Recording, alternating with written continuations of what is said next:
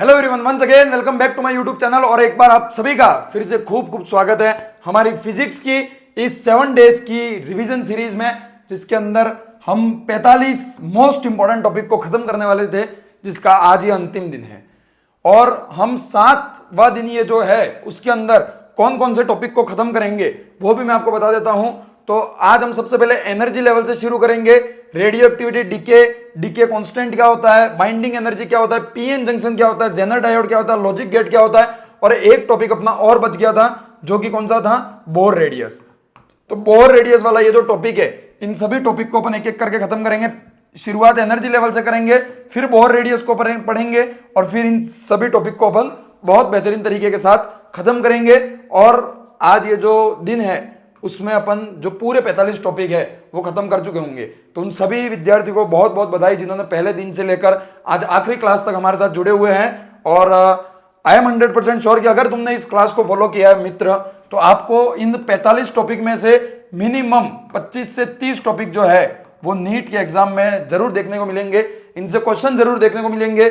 कई सारे क्वेश्चन ऐसे मिलेंगे जो सीधा सीधा हमारे इस लेक्चर में पढ़ाया है उससे, या फिर हमने जो पीवाईक्यू करवाया है उससे, या फिर हमने जो रेप्लिका क्वेश्चन करवाए हैं उनसे, या फिर इन सभी टॉपिक के रेप्लिका क्वेश्चन जो हमारी पीवाईक्यू राइस बुक में दे रखे हैं, पीवाईक्यू राइस बुक में दे रखे हैं, वहां से आपको जरूर देखने को मिलेंगे। और अगर आपने इतना किया है, मेरा जो आपसे शर्त थी कि आप वीडियो अच्छे से देखना, प्रीवियस ईयर क्वेश्चन जो मैं करवा रहा हूं करना, रेप्लिका क्वेश्चन जो मैं करवा रहा हूं करना, और उसके बाद पीवाईक्यू राइस बुक में इन टॉपिकों से जितने क्वेश्चन दे रखे वो करना। अगर आपने इतना किया है मित्र, तो आराम से आप 100 से 120 नंबर तक ले आओगे, ठीक है। और उसके बाद अपन लेक्चर को शुरू करें उससे पहले दो चीजें आपके लिए बहुत बेहतरीन और है कि करंटली मैं एक दूसरी कोचिंग है ज्ञान धारा एकेडमी, उनके साथ भी जुड़ा हूं। तो वहां हम एक लेवल ऑफ फिजिक्स सीरीज लेके आ रहे हैं। मतलब उस सीरीज का क्या मतलब है दोस्त, कि अगर आप लोगों ने फिजिक्स के बेसिक पढ़ रखे हैं, फिजिक्स के बेसिक मतलब जिससे कि अपन 12th एग्जाम में फिजिक्स को पास कर जाए, अगर वहां तक की फिजिक्स आपको आती है और आपकी ये समस्या है कि हमारे से न्यूमेरिकल नहीं बनते,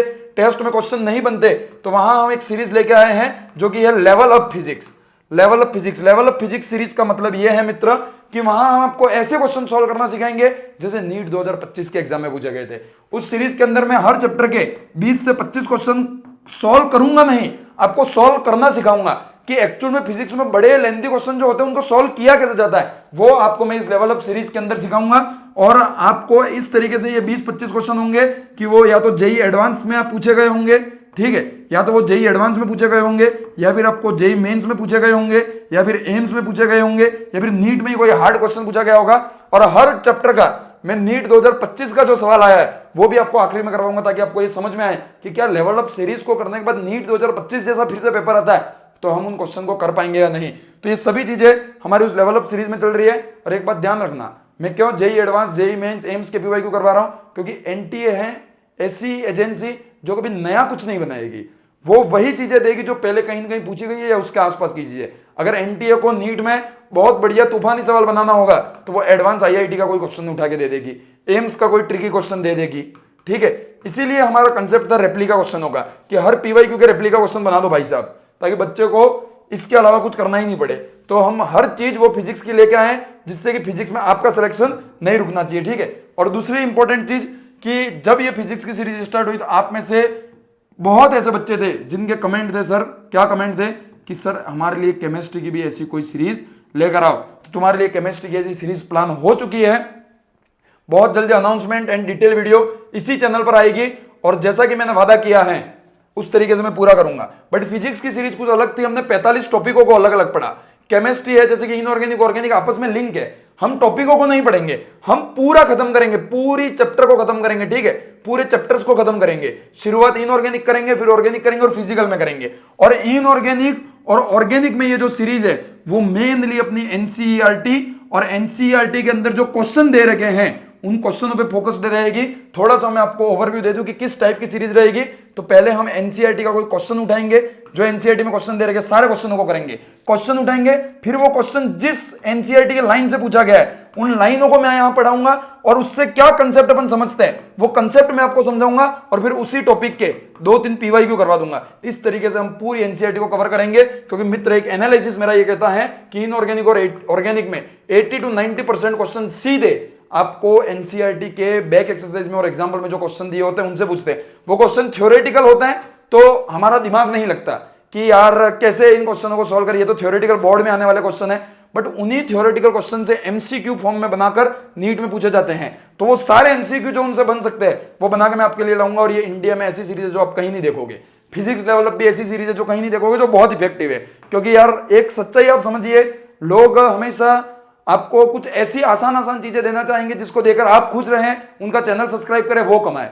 मैं बिल्कुल रियलिस्टिक पॉइंट ऑफ व्यू पे चलता हूं। मुझे पता है केमिस्ट्री में उल्टा सीधा कुछ भी क्वेश्चन करने से कोई फायदा नहीं है। Inorganic and organic chemistry NCERT से आती है, वो एनसीईआरटी के डीप नॉलेज को पूछ सकता है, वो उन क्वेश्चनों को पूछ सकता है। तो एनसीईआरटी के सारे क्वेश्चन करेंगे, वो क्वेश्चन एनसीईआरटी की जिन लाइन से उठेगा। भाई तुम एक बात बताओ, एनसीईआरटी ने पूरा चैप्टर की थ्योरी दी, उसके बाद उसके क्वेश्चन बनाए, तो एनसीईआरटी ने भी उस पूरी थ्योरी में से उन पॉइंट से क्वेश्चन बनाए होंगे जो वास्तव में इंपॉर्टेंट होंगे, और उसी से नीट में क्वेश्चन आएगा।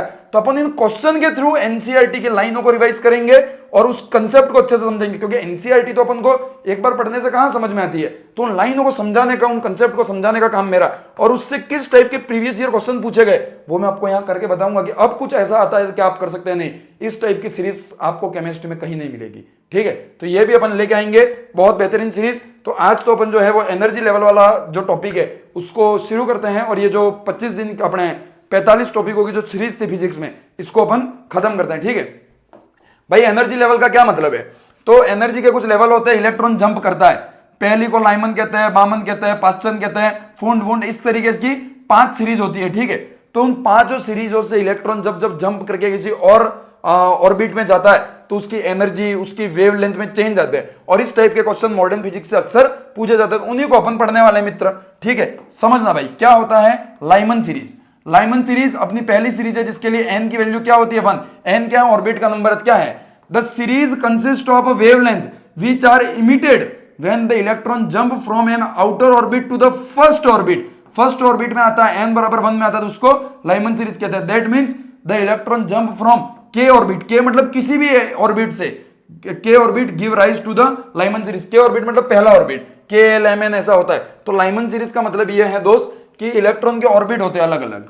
ठीक है, उसमें से जो n इक्वल्स टू 1 वाला जो पहला ऑर्बिट होता है, उस पहले ऑर्बिट को अपन लाइमन ऑर्बिट या लाइमन सीरीज कहते हैं। तो अगर किसी और ऑर्बिट से उठकर इलेक्ट्रॉन इस ऑर्बिट के अंदर आता है, इस ऑर्बिट के अंदर आता है, तो इस इलेक्ट्रॉन में क्या क्या चेंज आएगा, उसकी वेवलेंथ में, उसकी एनर्जी में, वही चीज अपन यहां पढ़ेंगे डिटेल में। ठीक है, तो यहां पर n1 देखना, एनर्जी के फॉर्मूले और लेमडा दोनों के फॉर्मूले में आपको n1 और n2 दो चीजें पुट करनी होंगी। तो n1 क्या है? तो सर लाइमन सीरीज के लिए तो n1 इक्वल्स टू हमेशा कितना होगा? 1 होगा। और n2 वो किस ऑर्बिट से आ रहा है? तो n2 2 3 4 कुछ भी हो सकता है, बट शुरुआत हमेशा 2 से होगी, क्योंकि एक तो पहले से इसने घेर के रखा है। भाई पहले ऑर्बिट तो पहले में तो उसको आना है, तो वो कहां से आएगा? 2 3 4 में से कहीं से आएगा। पहले से ही पहले में आएगा तो कुछ चेंज थोड़ी आएगा, कुछ चेंज दे आएगा। ठीक है, दूसरी चीज क्या लिखी है? The wavelength of different member of Lyman series are. अब क्या क्या वेवलेंथ हो सकती है वो देखना। तो अगर आपको क्वेश्चन में बोले कि लाइमन सीरीज का पहले मेंबर की एनर्जी क्या होगी या वेवलेंथ क्या होगी, तो फर्स्ट मेंबर का मतलब क्या है ये समझना। फर्स्ट मेंबर का मतलब है कि वो Lyman series n equals to 1 में है, पहला मेंबर मतलब उसके पास वाला जो कोश है, उसके पास वाला जो ऑर्बिट है, वहां से इसमें आ रहा है। यानी कि इन दिस केस n1 तो हमेशा 1 होगा लाइमन सीरीज के लिए, बट n2 जो है वो कितना हो जाएगा? 2। यानी कि n1 के बाद जो ऑर्बिट होता है, देखो फर्स्ट मेंबर किसी भी सीरीज का बोले, फर्स्ट मेंबर मतलब उसकी जो n की वैल्यू है, n1 की वैल्यू है, उसके बाद जो नंबर आता है वो उसका फर्स्ट मेंबर होगा। उसके बाद का नंबर n2 होगा, सॉरी उसके बाद का नंबर सेकंड मेंबर होगा, उसके बाद का नंबर थर्ड मेंबर होगा। यानी कि मैं क्या बोलना चाहता हूं सर, अपन ने बोला सर कि लाइमन सीरीज के लिए n इक्वल्स टू 1 तो उसका नंबर है। ठीक है, उसके बाद का नंबर यानी कि n इक्वल्स टू 2 उसका क्या हो जाएगा? फर्स्ट मेंबर हो जाएगा। n इक्वल्स टू 3 उसका क्या हो जाएगा? सेकंड मेंबर हो जाएगा। ठीक है, n इक्वल्स टू 4 उसका क्या हो जाएगा? थर्ड मेंबर हो जाएगा। इसी टाइप से चलता रहेगा। देखो अगर क्वेश्चन में आपको सीधा सीधा ये बोला है कि एक इलेक्ट्रॉन n इक्वल्स टू 4 से n इक्वल्स टू 2 में आता है तो हम निकाल सकते हैं। बट जब सीरीज की बात आए और बोले कि लाइमन सीरीज के फर्स्ट मेंबर की वेवलेंथ निकालिए, फर्स्ट मेंबर का क्या मतलब है कि n1 इक्वल्स टू तो 1 है और n2 इक्वल्स टू क्या है? 2 है। इस तरीके से अपन को क्वेश्चन सॉल्व करना है। तो देखिए वही यहां कि लेमडा का फॉर्मूला क्या होता है sir? 1 upon lambda equals to r 1 upon n1 square, sorry 1 upon n1 square minus 1 upon n2 square. यहां लिख रखा है देखो, 1 upon lambda equals to R 1 upon N one square, ये एन वन की जगह 1 लिख दिया और एन टू की जगह 2 लिख दिया, तो यहां से आ जाएगा 2r/4। ठीक है, तो लेमडा इक्वल्स टू क्या आ जाएगा 4/3r। कैसे निकाला मैं आपको एक निकाल के समझा देता हूं। देखो अपन बात कर रहे हैं फर्स्ट मेंबर की, फर्स्ट मेंबर्स मतलब सर n1 तो हमेशा 1 होगा, n2 इक्वल्स टू कितना हो जाएगा 2 हो जाएगा। तो लेमडा का फॉर्मूला होता है 1 ओपन लेमडा इक्वल्स टू क्या होता है r, सॉरी क्या होता है r, हाँ सही है, r 1 open n1 square minus 1 open n2 square, ये फॉर्मूला होता है क्या? Yes sir. अगर मैं इसको सॉल्व करना चाहूं तो कर सकता हूं, क्यों नहीं कर सकते मित्र, कर सकते हैं। तो मैं लिख सकता हूं r 1 ओपन n1 की जगह 1 का स्क्वायर 1 माइनस 1 ओपन 4, तो 1 ओपन लेमडा इक्वल्स टू क्या आ जाएगा r इंटू एक में से 1/4 गया कितना 3/4, तो इसको उल्टा कर दो तो लेमडा इक्वल्स टू कितना आ जाएगा 4/3r। क्या यहां तक बात क्लियर है? तो इस तरीके से आप निकाल सकते हैं क्या किसी के भी लिए लेमडा, और लेमडा की वैल्यू अगर आप यहां पुट कर देंगे तो इतना आ जाएगा, बट ये याद रखने की कोई जरूरत नहीं, अपन निकाल सकते हैं। सेकंड मेंबर के लिए n2 बराबर कितना लिख दिया 3। वैसे ही थर्ड मेंबर की बात करें अपन, किसकी? थर्ड मेंबर की। तो अगर बोला कि लिमिटिंग मेंबर तो n2 बराबर आप क्या लिख देना इनफाइनाइट लिख देना, और इनफाइनाइट लिख दोगे तो 1 ओपन इनफाइनाइट क्या होता है, किसके बराबर होता है 1 ओपन इनफाइनाइट, 1 ओपन इनफाइनाइट बराबर होता है 0 के, तो lambda equals to 1 upon r आ जाएगा। This series lies ultraviolet region, मतलब लाइमन सीरीज जो होती है वो कौन से रीजन में होती है? अल्ट्रा वायलेट में। सेम बामन सीरीज के लिए n1 कितना हो जाएगा 2 हो जाएगा। ठीक है, तो बामर सीरीज के लिए भी यही करना है आपको, और इसके लिए भी लेमडा का फॉर्मूला तो वही रहेगा। ठीक है, फर्स्ट मेंबर मतलब n2 बराबर 3, सेकंड मेंबर मतलब n2 बराबर 4, और लिमिटिंग मेंबर मतलब n2 बराबर इनफाइनाइट। सेम तीसरी पास्चन, चौथी ब्रैकेट और पांचवी फुंड, तो ये याद रखना है। तो यहां मैंने पूरा सार एक बार आपके लिए लिख दिया है, उस पूरे सार को आप देख लीजिए। सर क्या सार लेके आए हो आप? देखो सार ये है कि सीरीज, पहला नंबर की सीरीज कौन सी होती है लाइमन, उसके लिए n1 हमेशा कितना होगा 1, बामन के लिए n1 2, पास्चन के लिए 3, ब्रैकेट के लिए 4 और फुंड के लिए 5। ठीक है, अब n2 की वैल्यू 2 3 4 हो सकती है, 3 4 5 हो सकती है, 4 5 6 हो सकती है, 5 6 7 हो सकती है, मतलब इसके जस्ट बाद वाले नंबर से शुरू होगी। ये फर्स्ट मेंबर, ये सेकंड मेंबर, ये थर्ड मेंबर, इसका भी ऐसा ही रहेगा, first second third, first second third, first second third, इस तरीके से। और पोजीशन इन स्पेक्ट्रम, स्पेक्ट्रम में लाइमन सीरीज किसमें आती है? Ultraviolet, visible, infrared, infrared, infrared. तो इस तरीके से आप याद रख सकते हैं यूवी, विजिबल और बाकी तीनों इंफ्रारेड में। ये टेबल बहुत महत्वपूर्ण है मित्र, इस टेबल के ऊपर चांद सितारे लगा लीजिए। अगर ये टेबल याद है तो आपसे कोई भी सवाल बन जाएगा। और इस टेबल के साथ साथ एक और फॉर्मूला याद रख लेना, किसका? लेमडा का, कि 1 ओपन लेमडा इक्वल्स टू क्या होता है r 1 open n1 square minus 1 open n2 square. अगर आपको इतना याद है तो आपका क्वेश्चन बन जाएगा। ठीक है, मॉडर्न फिजिक्स बहुत आसान है, फॉर्मूले से चलती है। देखिए आप यहां पर अगर ग्राउंड स्टेट की बात करें, देखो कई बार ये हो सकता है कि कोई व्यक्ति बोले कि पहली एनर्जी लेवल से आ रहा है, पहला एनर्जी लेवल, अगर देखो क्वेश्चन में टर्मिनोलॉजी का खेल है। अगर फर्स्ट एनर्जी लेवल की बात करें, फर्स्ट एनर्जी लेवल यानी कि n इक्वल्स टू कितना है 1, but first excited energy level, excited energy level की बात करें तो n इक्वल्स टू कितना हो जाएगा 2। एक्साइटेड मतलब एक ऊपर, पहला एक्साइटेड एनर्जी लेवल मतलब एक से एक ऊपर, दूसरा तो वही यहां लिख रखा है कि ग्राउंड स्टेट का मतलब तो n1 होता है, फर्स्ट एक्साइटेड स्टेट मतलब n2, सेकंड एक्साइटेड स्टेट मतलब n3। जितना एक्साइटेड स्टेट लिख रखा है उसमें एक जोड़ दीजिएगा। ठीक है, तो ग्राउंड आ गया, उसमें लाइमन सीरीज पहले में, दूसरे में बामर, तीसरे में पास्चन, चौथे में ब्रैकेट, पांचवें में फुंड, और इस तरीके से इनके जो एनर्जी लेवल है वो भी यहां पर लिखे हुए दिए। दोनों डायग्राम आपको अच्छे से याद होने चाहिए। चलिए मित्र सवालों की ओर बढ़ते हैं। सवाल करने का पैटर्न आप जानते हैं, पहले हम PYQ करेंगे, उसके बाद ये सब चीजें अपन पढ़ चुके हैं, और उसके फिर क्या करेंगे 5 रेप्लिका क्वेश्चन, जो कि एक एक करके टफ होते जाएंगे। मित्र आइए पहला सवाल देखिए जो नीट के एग्जाम में पूछा गया है। क्या पूछा गया है भाई नीट के एग्जाम में? The spectral series which correspond to the electronic transformation from the level n2 equals to 5 6 to level n1 4 is, वह स्पेक्ट्रम श्रृंखला जो इलेक्ट्रॉनिक संक्रमण को दर्शाती है जहां स्तर 5 6 से वो स्तर 4 में आती है, तो वो कौन सी सीरीज में आएगा? अरे मित्र n इक्वल्स टू 4 में क्या होता था? n इक्वल्स टू 4 में क्या होता था? ब्रैकेट। अगर n1 आपको 4 दे रखा है तो सीधी सी बात है वो कौन सी सीरीज है? Brackett series. और 5 से n2 स्टार्ट हो रहा है मतलब कि वो और कोई पॉसिबल हो ही नहीं सकती है। तो दोनों चीजें आपको यहां दे रखी है, तो बहुत आसान सा सवाल था। अब देखिए भाई रेप्लिका क्वेश्चन 1, वो तो ऑलरेडी नीट तो इजी था, उससे इजी क्या आ सकता है? Which spectrum series of the hydrogen atom lies in the visible region? Visible region, visible में कौन सी होती है भाई? पहली लाइमन किसमें थी? यूवी में। सेकंड कौन सी थी? पास्चन, सॉरी हाँ सेकंड कौन सी थी? बामर। लाइमन बामर, तो बामर किसमें आई थी? विजिबल में। तीसरी पास्टन, चौथी ब्रैकेट, पांचवी फुंड, वो तीनों किसमें थी? इंफ्रारेड में। ठीक है, next question, what is the longest wavelength in the Lyman series of the hydrogen atom? क्या लॉन्गेस्ट वेवलेंथ होगी? आर क्या है वो तो आपको पता ही है, रीडबर्ग कांस्टेंट।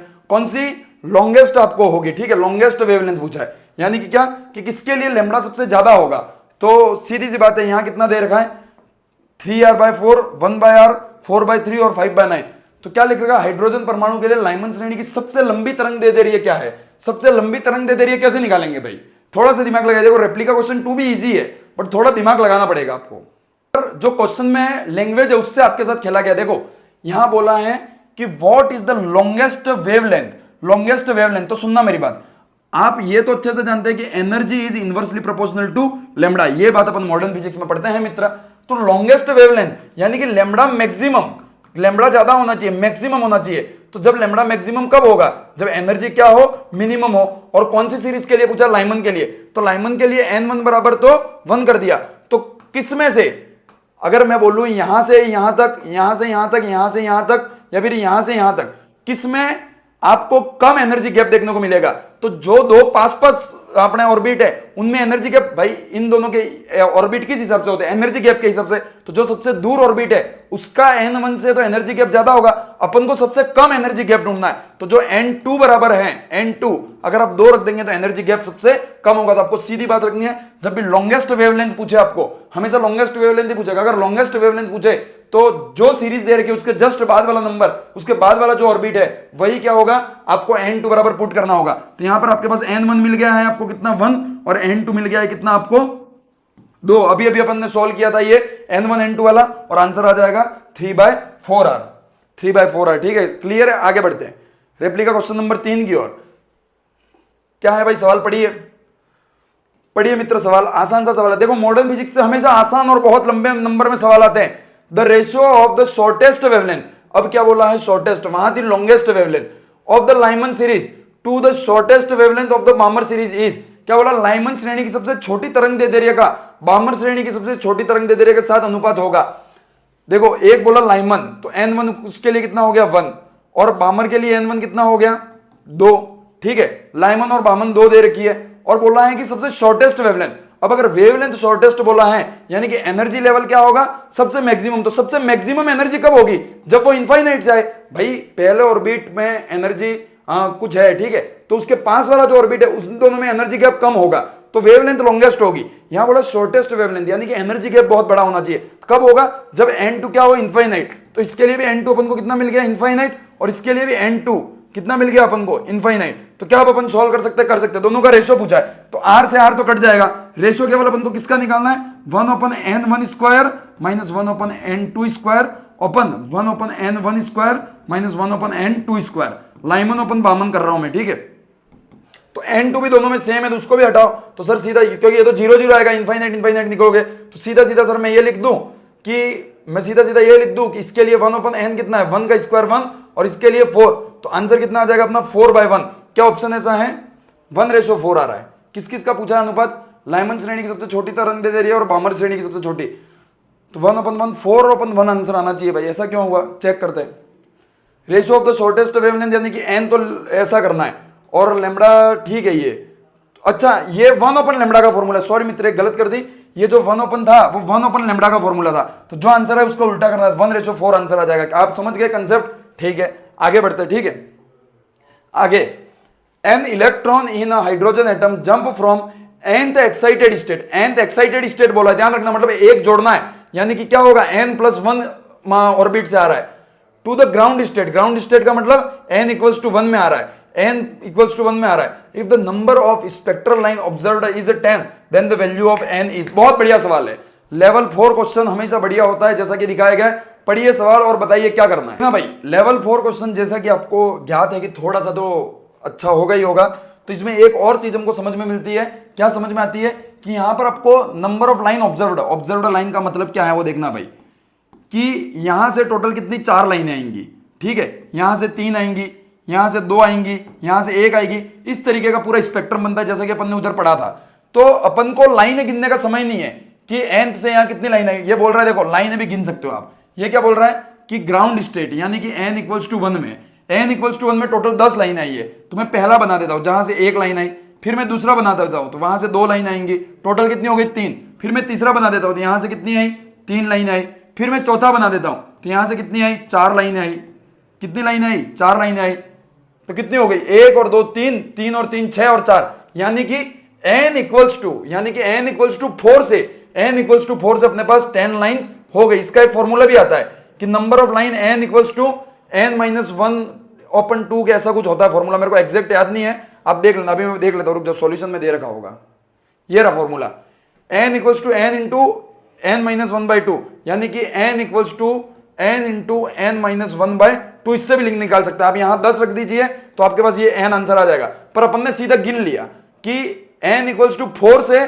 n इक्वल्स टू 1 में आएंगे तब 10 लाइन आएंगी, ठीक है, तो यहां से अपन को n की वैल्यू मिल गई, बट याद ध्यान रखना यहां क्या बोला है एक्साइटेड स्टेट, तो अपन को एक्साइटेड स्टेट निकालने का लेवल 4 है, तो एक्साइटेड स्टेट कौन सी होगी, एक्साइटेड स्टेट 4 + 1 तो 5 होगी, तो यहां n की वैल्यू पूछी थी तो आंसर 5 हो जाएगा। क्या बात क्लियर है? यस सर क्लियर है। क्या बात क्लियर है? यस सर क्लियर है। आगे बढ़ते हैं, 5 और रेप्लिका हो गए, एक थ्योरेटिकल क्वेश्चन होगा वो देख लेते हैं।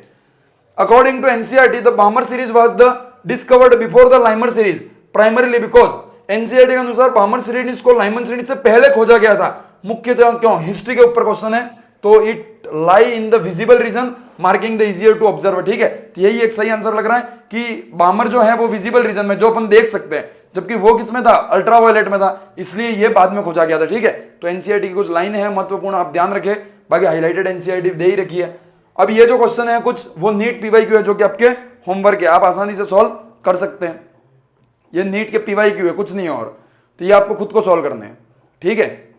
बाकी जो पढ़ाया है वहीं से क्वेश्चन होंगे, और बस आज के ये जो अपना एनर्जी लेवल वाला टॉपिक था वो यही खत्म होता है। अब अपन अगला टॉपिक जो है वो बोर रेडियस को पढ़ेंगे। किसको पढ़ेंगे? बोर रेडियस को। उसके बाद अपन आगे मॉडर्न फिजिक्स में बढ़ेंगे। चलिए गाइस, तो हम शुरू करते हैं। अपना जो अगला एंड मोस्ट इंपॉर्टेंट टॉपिक है वो है बोर का मॉडल। यहां केवल बोर रेडियस नाम लिख रखा है मित्र, बट हम रेडियस, एनर्जी एंड वेलोसिटी, ये तीन चीजों के फॉर्मूले बोर ने दिए थे, उनको पढ़ेंगे। और मेनली जो बोर का मॉडल था वो एक इलेक्ट्रॉन सिस्टम यानी कि हाइड्रोजन जैसे एटम के लिए था। तो हम डिटेल में इसको समझेंगे, और बिल्कुल हम अंतिम चरणों में चल रहे हैं मित्र इस सीरीज को खत्म करने के। क्या है भाई? तो बोर भाई ने तीन सिद्धांत दिए थे। पहला सिद्धांत उन्होंने बोला था कि अगर एक इलेक्ट्रॉन या कोई एक 1 इलेक्ट्रॉन एटम का जो एक इलेक्ट्रॉन है वो जब नाभिक, ये जो न्यूक्लियस है, इसके चारों ओर घूमता है तो इसके ऊपर दो फोर्स लगते हैं, पॉजिटिव नेगेटिव चार्ज है। इसका मतलब एक तो इलेक्ट्रोस्टैटिक फोर्स लगेगा और एक सेंट्रीफ्यूगल फोर्स लगेगा। जब दोनों को बराबर कर दे तो इलेक्ट्रोस्टैटिक फोर्स कितना होता है? K Q1 Q2 अपन R स्क्वायर। तो इसका जो चार्ज था वो एक का E बोला, दूसरे का Z इंटू E बोला, ठीक है। Z क्या है? Atomic number. तो इसका आंसर आ गया KZE square upon RN square. RN क्या है? इस न्यूक्लियस की रेडियस किसके बराबर होगा? MV square upon RN। तो ये पहला उन्होंने सिद्धांत दिया। दूसरा बोर क्वांटाइजेशन का इन्होंने सिद्धांत दिया, क्वांटम का सिद्धांत दिया, जिसमें क्या बोला? MVR इक्वल्स टू NH/2π के बराबर होता है।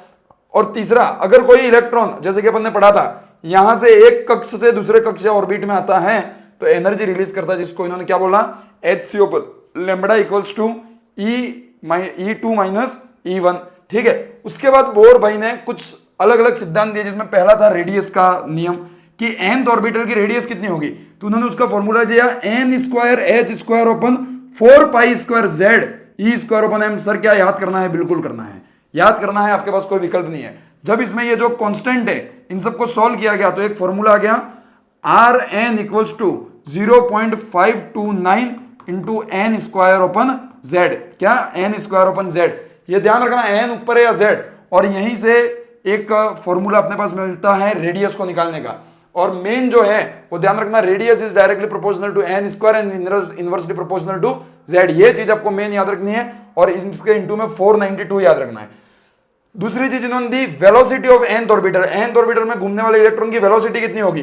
2πkZe square open mh। इसको भी याद करना है सर। यस सर, याद करना है। ये सब फॉर्मूले इन तीन सिद्धांतों को सॉल्व करने से आए, और उसके लिए उन्होंने लास्ट जो फॉर्मूला दिया वो ये दिया कि 2.18 into 10⁻⁶ into z open n। यहां n स्क्वायर ओपन z था, यहां z ओपन n है, और वहां 0.529 था, यहां आगे क्या है?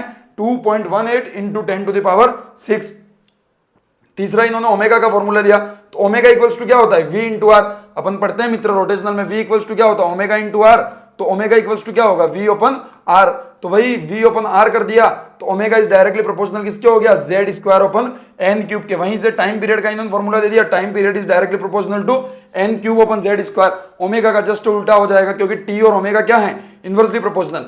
ये दो फॉर्मूला और तीसरा ये फॉर्मूला एनर्जी का क्या, -13.6 into Z square upon N square. तो ये दोनों ही चीजें हैं, तीनों फॉर्मूले आपको याद रखने हैं। मैं एक बार तीनों फॉर्मूलों को यहां लिखकर आपको बता देता हूं। रेडियस के लिए क्या होगा, तो रेडियस के लिए इन्होंने क्या फॉर्मूला दिया था, रेडियस के लिए मित्र फॉर्मूला दिया था क्या, 0.529 into N square upon Z. ठीक है, और यहां पर जो रेडियस थी वो डायरेक्टली प्रोपोर्शनल थी किसके, एन स्क्वायर ओपन जेड के। ये फॉर्मूले हैं, याद करना है, इसमें समझाने जैसी कोई चीज नहीं है। वेलोसिटी के लिए इन्होंने फॉर्मूला दिया था, वेलोसिटी इक्वल्स टू 2.18 इंटू 10 की power 6 into N into Z square upon N square, Z upon N. ये देखो मैं खुद भी कंफ्यूज हो रहा हूं, तो ये कंफ्यूजिंग है बट याद रखने हैं अपन को, जेड ओपन एन। और v is directly proportional to क्या, जेड ओपन एन। ये चीज ध्यान रखनी है। देखो ये टाइम पीरियड का जो फॉर्मूला है वो और ओमेगा का फॉर्मूला, ये तो आप इस फॉर्मूले से भी निकाल सकते हैं, बट ये तीन फॉर्मूले जो हैं वो आपको याद होने जरूरी है। अब एनर्जी में क्या हो जाएगा, एनर्जी में -13.6 into Z square upon N square. सबसे इंपॉर्टेंट फॉर्मूला है, चांद सितारे लगा लीजिए। ये एनर्जी का फॉर्मूला, और एनर्जी डायरेक्टली प्रोपोर्शनल होती है जेड स्क्वायर के और इनवर्सली प्रोपोर्शनल होती है एन स्क्वायर के। तो ये तीनों फॉर्मूले आपको ध्यान रखने हैं। अगला क्या है, energy level of hydrogen type atom. 1 electron system के लिए एनर्जी कितनी होगी, 13.6 into Z square upon N square. और ये यूनिट ध्यान रखना, इलेक्ट्रॉन वोल्ट में है, ना कि जूल में। इसको जूल में कन्वर्ट कैसे करेंगे वो क्वेश्चन के थ्रू हम सीखेंगे। Note, learn them for speed solving. अगर आपको जल्दी से सॉल्व करना है तो इसको आपको याद रखना पड़ेगा क्या, कि किस एनर्जी लेवल में n बराबर 1 रखने पर एनर्जी कितनी होगी, -13.6, 2 रखने पर -3.4, 3 रखने पर 0.15, 4 रखने पर 0.185, 5 रखने पर 0.45। ये 5 वैल्यू आप हो सके तो याद कर लीजिए। ये कब होगा, 1 इलेक्ट्रॉन सिस्टम के लिए, जब z इक्वल्स टू क्या हो, 1। z क्या है, एटॉमिक नंबर, याद रखिएगा। एक्साइटेशन ऑफ एटम, जब एटम एक्साइट होकर किसी और को, एक्साइट होने का मतलब क्या होता है, किसी और घर में घुस जाना। जब आप भी एक्साइट हो जाते हो तो किसी और घर में घुस जाते हो। तो n इक्वल्स टू 1 में था, तो वहां से एक्साइट होकर वो n इक्वल्स टू 2 में या किसी में भी चला गया, तो तब क्या होगा, for electron to absorb energy and excite from n1 to n2 energy absorbed must be exactly equal to E2 minus E1। यानी कि जिस कोष में गया है उस कोष की ऊर्जा माइनस पहले कोष की ऊर्जा जहां से गया है, दोनों का जो डिफरेंस रहेगा वो एनर्जी क्या रहेगी, एब्जॉर्ब रहेगी। यानी कि एक इलेक्ट्रॉन को n इक्वल्स टू 1 से n इक्वल्स टू 2 में जाना है, क्या n इक्वल्स टू 1 से n इक्वल्स टू 2 में जाना है, तो उसको कोई न कोई ऊर्जा लगेगी, वो किसी न किसी ऊर्जा का एब्जॉर्प्शन करेगा। तो कितनी ऊर्जा एब्जॉर्ब करेगा, तो वो क्या होगा कि आप सर जो जिसमें गया है माइनस जिससे आया है उसकी ऊर्जा करनी पड़ेगी। जैसे कि 2 में गया तो -3.4 माइनस 13.6, ये आपको करना पड़ेगा, तब आपके पास आंसर आ जाएगा कितनी एनर्जी एब्जॉर्ब हुई। जैसे कि एग्जांपल के लिए n इक्वल्स टू 3 में गया है, कहां से, n इक्वल्स टू 1 में, तो -3.15 से -13.6 को माइनस करना होगा, तो आपके पास आंसर आ जाएगा 12.09 इलेक्ट्रॉन वोल्ट इसने ऊर्जा क्या की, एब्जॉर्ब की। ध्यान रखना, क्या की, एब्जॉर्ब की। दूसरी चीज, lambda of emitted radiation. Lambda कैसे निकालेंगे, तो अपन ने देखा था hc अपन लेमडा इक्वल्स टू क्या था, E2 माइनस E1। तो यहां से अपन इसके पहले वाले लेक्चर में ही पढ़ चुके हैं, 1 अपन लेमडा इक्वल्स टू क्या होता है, r z स्क्वायर 1 अपन n1 स्क्वायर माइनस 1 अपन n2 स्क्वायर। सर आपने वहां तो z नहीं लिखा था क्योंकि वहां हाइड्रोजन एटम की बात हो रही थी, z इक्वल्स टू कितना था, 1 था, इसलिए नहीं लिखा था, बट एक्चुअल में आता है, तो इसको भी आप ध्यान रखिएगा। नंबर ऑफ स्पेक्ट्रम लाइन अपन सिखाना लिख चुके कि कैसे निकालते हैं भाई। अपन इसके पहले एक वाले में एक क्वेश्चन भी कर चुके हैं कि अगर ग्राउंड स्टेट में आ रही है तो दूसरे से 1 आएगी, सेकंड से 2 आएंगी, तीसरे से 3 लाइन आएंगी, चौथे से 4 लाइन आएंगी। इनको कैलकुलेट कर लो। एक फॉर्मूला भी था जो मैंने आपको उस क्लास में पढ़ाया था, ये देख लीजिए, डायग्राम आपके सामने है।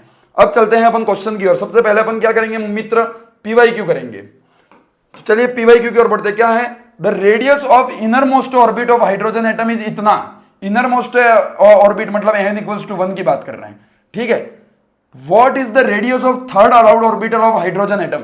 अब तीसरे ऑर्बिटल की पूछिए, तो देखो z तो यहां पर क्या है, सेम है क्योंकि हाइड्रोजन एटम है, ठीक है। n चेंज हो रहा है, तो n और रेडियस में क्या वो था रिलेशन, तो sir radius is directly proportional to n square था। ठीक है, तो मैं यहां लिख सकता हूं, क्या लिख सकता हूं सर, R2 अपन R1 इक्वल्स टू N2 अपन N1 का होल स्क्वायर। क्या लिख सकता हूं, मुझे R2 निकालनी है। यस सर, क्या R1 दे रखी है 5.3 into 10 to the power minus 11 equals to N2 कितना दे रखा है 3 और N1 1, तो क्या ये 9 आ जाएगा। यस सर, तो R2 इक्वल्स टू क्या आ जाएगा 9 इंटू 5.3, तो 5 इंटू 9 कितना होता है, लगभग 45, लगभग 45 इंटू 10 टू द पावर 11। तो इसको मैं लिख सकता हूं ऐसा 4.5 into 10 to the power minus 10, 10 to the power minus 10 को मैं एंगस्ट्रॉन लिख सकता हूं, लगभग 4.5 एंगस्ट्रॉन आना चाहिए। तो आसपास का आंसर क्या है 4.77। नीट में ये सवाल पूछा गया है। देखो मॉडर्न फिजिक्स यही है, आसान आसान से फॉर्मूले जो आपको याद रखना है, फॉर्मूले में सीधा वैल्यू रखो, आपका आंसर आ जाएगा। इसी टाइप के सवाल मॉडर्न फिजिक्स में पूछे जाते हैं। Replica question number 1, if the radius of first orbit is r, second orbit कितनी होगी, n स्क्वायर के प्रोपोर्शनल होता है। अगर n को डबल कर दिया तो रेडियस 4 गुना आ जाएगी। ऑप्शन नंबर बी जो है वो करेक्ट हो जाएगा। सेकंड पीवाईक्यू की ओर अपने replica question, radius of first orbit of lithium is इतना। अच्छा, डायरेक्ट रेडियस पूछा कि लिथियम के फर्स्ट ऑर्बिटर की रेडियस कितनी होगी, तो सीधा radius equals to 0.529 into N square. कौन सा ऑर्बिट है फर्स्ट, तो n की वैल्यू 1 हो गई, 1 का स्क्वायर 1 ओपन z, z कितना आ जाएगा 3, इसका इससे डिवाइड करो, तो इसको मैं लगभग 0.6 मान लेता हूं, 0.6 ओपन 3, तो लगभग आंसर 0.2 से थोड़ा सा कम आना चाहिए। 0.2 से थोड़ा सा कम आपको कौन सा दिख रहा है, ये रहा 0.17, तो ऑप्शन नंबर सी जो है वो अपना सही हो जाएगा। आगे बढ़ते हैं लेवल 3 की ओर। If radius of n equals to 2 orbit is r, the radius of 4, तो कुछ नहीं करना है, R2 open R1 equals to 4 open 2 का होल स्क्वायर। इसको मैंने यहां से काट दिया तो R2 इक्वल्स टू 4R1 आना चाहिए, 4R1, तो 4R जो है वो अपना आंसर आ जाएगा। बहुत आसान आसान से सवाल आते हैं भाई मॉडर्न फिजिक्स से। The product of Rn into Pn is proportional to, उत्पाद Rn इंटू Pn अनुपातिक होगा, किसके अनुपातिक होगा, Pn क्या है भाई, नंबर, कौन सा नंबर देखना भाई, रेडियस इक्वल्स टू क्या होता है 0.529 into N square upon Z. ये P क्या है वो क्वेश्चन में नहीं दे रखा, Pn क्या है वो क्वेश्चन में नहीं दे रखा। चेक कर लेता हूं मैं Pn क्या है एक बार। तो P मोमेंटम है, मोमेंटम में तो अपन को रेडियस का सीधा फॉर्मूला नहीं लगाना है। अब बोर का सिद्धांत याद करो, बोर का सिद्धांत क्या था, mvr equals to, mvr equals to क्या था, mvr equals to nh upon 4 pi, ये था, ठीक है। तो mv को क्या बोल सकता हूं मैं, p इंटू रेडियस, किसके प्रोपोर्शनल होता है, सीधा n के प्रोपोर्शनल होता है। ऑप्शन नंबर बी सही हो जाएगा। देखो चौथा क्वेश्चन तो थोड़ा सा ट्रिकी रहेगा ही रहेगा, सीधा रेडियस से नहीं पूछा, उसके सिद्धांत से पूछा। पांचवा, बोर का क्वांटिमाइजेशन सिद्धांत इंगित करता है, क्या इंगित करता है, only discrete stable orbit are allowed. NCERT की सीधा सीधा लाइन है ये, तो अब जब एनसीईआरटी पढ़ेंगे तभी कर पाएंगे, ठीक है। तो ये अपन ने पांचों रेप्लिका कर लिए। अब ये कुछ और पीवाईक्यू आप आराम से कर सकते हैं। जब यहां बोला है कि n इक्वल्स टू 3 से 2 में जाए तो कितनी एनर्जी होगी, तो आपको ये मैच करना होगा। अगर आपको पांचों एनर्जी लेवल की एनर्जी याद है तो आप फटाफट माइनस कर करके मैच कर सकते हैं। और सबसे बेहतर बात यह है कि अगर आपने एक ऑप्शन भी मैच कर दिया तो आपका आंसर मिल जाएगा। देखो किसी में सेम नहीं है, केवल एक ही मैच करना है। ऐसे ही सवाल नीट 2022, 23, 21 में आते थे, सेम वही क्वेश्चन है यहाँ किसका, लाइमन बामर सीरीज का। तो जैसे मैच दो कॉलम बहुत बार पूछे गए नीट में, ठीक है। तो ये सवाल आने चाहिए आपको करना, ये नीट के प्रीवियस ईयर थे। तो थैंक यू वेरी मच। जो बोर का मॉडल था वो इतना ही था, जो 3 मेन इंपॉर्टेंट फॉर्मूले थे वो, और कुछ पीवाईक्यू मैंने समझा दिया, बाकी पीवाईक्यू होमवर्क में है, आप कर सकते हैं जाने से पहले, ठीक है। अब अपन अगले टॉपिक की ओर पढ़ेंगे, उससे पहले हमारे पीपीटी वाले भैया ने बहुत बढ़िया लाइन लिखी है, मेहनत इतनी खामोशी से करो कि सफलता शोर मचा दे। तो अपन को इसी तरह मेहनत करते रहना। अब अपन चलते हैं अपने अगले टॉपिक की ओर। चलिए तो अब अपन शुरू करते हैं अपना जो अगला टॉपिक है, वो है radioactivity decay. Radioactivity decay या फिर रेडियोधर्मी क्षय जो है वो बहुत ही इंपॉर्टेंट टॉपिक है। इससे आपको लगभग सवाल देखने को मिलता है। तो क्या है, अपन एक एक करके सारी चीजों को समझेंगे। छोटे छोटे टॉपिक है मॉडर्न फिजिक्स के, बट इनसे सवाल देखने को मिलता है। क्या होता है भाई रेडियो एक्टिविटी डीके लॉ, सबसे पहले ये समझना रेडियो एक्टिविटी डीके लॉ होता क्या है। तो इसमें ये बोला गया है कि किसी भी न्यूक्लियस की जो एक्टिविटी होती है वो किस पे डिपेंड करती है, नंबर ऑफ एक्टिव न्यूक्लियाई, कि उसके अंदर एक्टिव न्यूक्लियाई कितने उस पर डिपेंड करती है। मतलब sir minus D N upon D T, N क्या है, देखो एन है डीके कांस्टेंट, एन है डीके कांस्टेंट, सॉरी लैम्बडा है डीके कांस्टेंट, और एन क्या है कि कितने नंबर ऑफ न्यूक्लियाई उसके अंदर है। तो D N upon D T यानी कि न्यूक्लियाई के क्षय होने की जो दर है वो डिपेंड कर डायरेक्टली प्रोपोर्शनल रहेगी किसके, उसके अंदर उपस्थित न्यूक्लियाई के। यानी कि मैं आपको समझाऊं, अपन ने यहां देखा कि एक्टिविटी जो है, एक्टिविटी वो सीधा प्रोपोर्शनल रहेगी एक्टिव न्यूक्लियस के, एक्टिव न्यूक्लियस के, ठीक है। तो यहां पर एक्टिविटी को अपन लिखते हैं minus D N by D T से। किससे लिखते हैं? Minus D N by D T. तो वो डायरेक्टली प्रोपोर्शनल रहेगा किसके? एन के। जब ये प्रोपोर्शनल का साइन हटाते हैं तो एक कांस्टेंट आता है जिसको अपन क्या बोलते हैं? डीके कांस्टेंट, जिसको अपन बोलते हैं डीके कांस्टेंट लैम्बडा। तो ये फॉर्मूला हो जाता है लैम्बडा इंटू एन। तो वही यहां पर दिखाया गया है लैम्बडा इंटू एन। क्या क्या चीजें याद रखनी है वो मैं आपको बता दूंगा, ये तो पूरी कहानी है। एक्टिविटी कितनी होती है? लैम्बडा इंटू एन के बराबर होती है। ये डीके कांस्टेंट है जो क्या दर्शाता है? Tell how fast decay occurs, मतलब किसी नाभिक का क्षय कितना तेजी से हो रहा है वो बताता है कौन? Decay constant. भाई ये क्या है पूरी कहानी वो समझना। जो रेडियो एक्टिव एलिमेंट होते हैं, हर पीरियोडिक टेबल में तुम पढ़ते होंगे हर ग्रुप में लास्ट एलिमेंट रेडियो एक्टिव होता है, तो उनके नाभिक का क्षय होता है, ठीक है। तो उनके नाभिक में क्षय होने की जो एक्टिविटी है वो किसके प्रोपोर्शनल रहती है? तो वो लैम्बडा इंटू एन के प्रोपोर्शनल रहती है। एन क्या है? नंबर ऑफ एक्टिव न्यूक्लियाई, और लैम्बडा क्या है? डीके कांस्टेंट है, ठीक है। तो इससे एक फॉर्मूला आता है जो क्या है? N equals to N naught e की power minus lambda by T. जब इसको अपन सॉल्व करते हैं तो ये फॉर्मूला आता है जहां एन क्या है? टी समय पर एक्टिव न्यूक्लियाई। एन नॉट क्या है? टी इक्वल्स टू 0 समय पर एक्टिव न्यूक्लियाई। लैम्बडा क्या है? डीके कांस्टेंट, और टी जिस समय पर अपन एन को निकाल रहे हैं वो। तो N naught is a number of active nuclei at T equals to 0। और ए सी क्या है? एक्टिविटी, रेडियो एक्टिविटी को ए सी भी कहते हैं, तो इसको अपन ए सी की power minus lambda by T भी लिख सकते हैं, ठीक है। तो बात क्लियर होगी, आगे बढ़ते हैं। हाफ लाइफ टाइम क्या होता है? इसके ऊपर अक्सर सवाल पूछा जाता है। ये वो केमिकल काइनेटिक्स वाला जो होता है उसी के बराबर होता है, क्योंकि रेडियो एक्टिव एलिमेंट जो रहता है it is example of first order reaction. तो फर्स्ट ऑर्डर रिएक्शन का जो हाफ लाइफ पीरियड का फॉर्मूला रहता है वही यहां भी होगा। तो time taken to become half, यानी कि अगर पहले कोई रेडियो एक्टिव एलिमेंट के अंदर एन नॉट एक्टिव न्यूक्लियस है, एन नॉट एक्टिव न्यूक्लियाई है, ठीक है, तो उसकी अगर रेडियो एक्टिविटी लाइफ टी है, कैपिटल टी है, तो इस आधे समय टी बाई 2 में जितने बचेंगे वो हो जाएगा क्या उसका? सॉरी वापस समझना क्या बोलना चाहता हूं मित्र, में समझना वापस। पहले अगर एन नॉट जो थे वो टी इक्वल्स टू 0 समय पर उसके अंदर एक्टिव न्यूक्लियाई थे, ठीक है, तो इसको एन नॉट बाई 2 होने में जो समय लगेगा वो क्या हो जाएगा? हाफ लाइफ पीरियड हो जाएगा। क्या हो जाएगा? हाफ लाइफ पीरियड हो जाएगा, टी 1/2 हो जाएगा। तो यहां बोला टी इक्वल्स टू 0 पर एक्टिव न्यूक्लियाई एन नॉट थे, तो T equals to capital T क्या? हाफ लाइफ पीरियड पर ये एन नॉट बाई 2 हो गए। तो यहां अपन इक्वेशन लिख सकते हैं क्या? यहां अपने पास क्या इक्वेशन थी भाई? इक्वेशन थी N equals to N naught e की पावर माइनस लैम्बडा टी। तो यहां मैं बोल रहा हूं टी बाई 2 समय पर ये कितने हो गए? N naught by 2 equals to N naught e की power minus lambda capital T. तो जब इस इक्वेशन को सॉल्व करते हो तो आपको एक फॉर्मूला मिलता है हाफ लाइफ पीरियड का। हाफ लाइफ पीरियड का फॉर्मूला कितना मिलता है सर? 0.693 अपन लैम्बडा, 0.693 अपन लैम्बडा।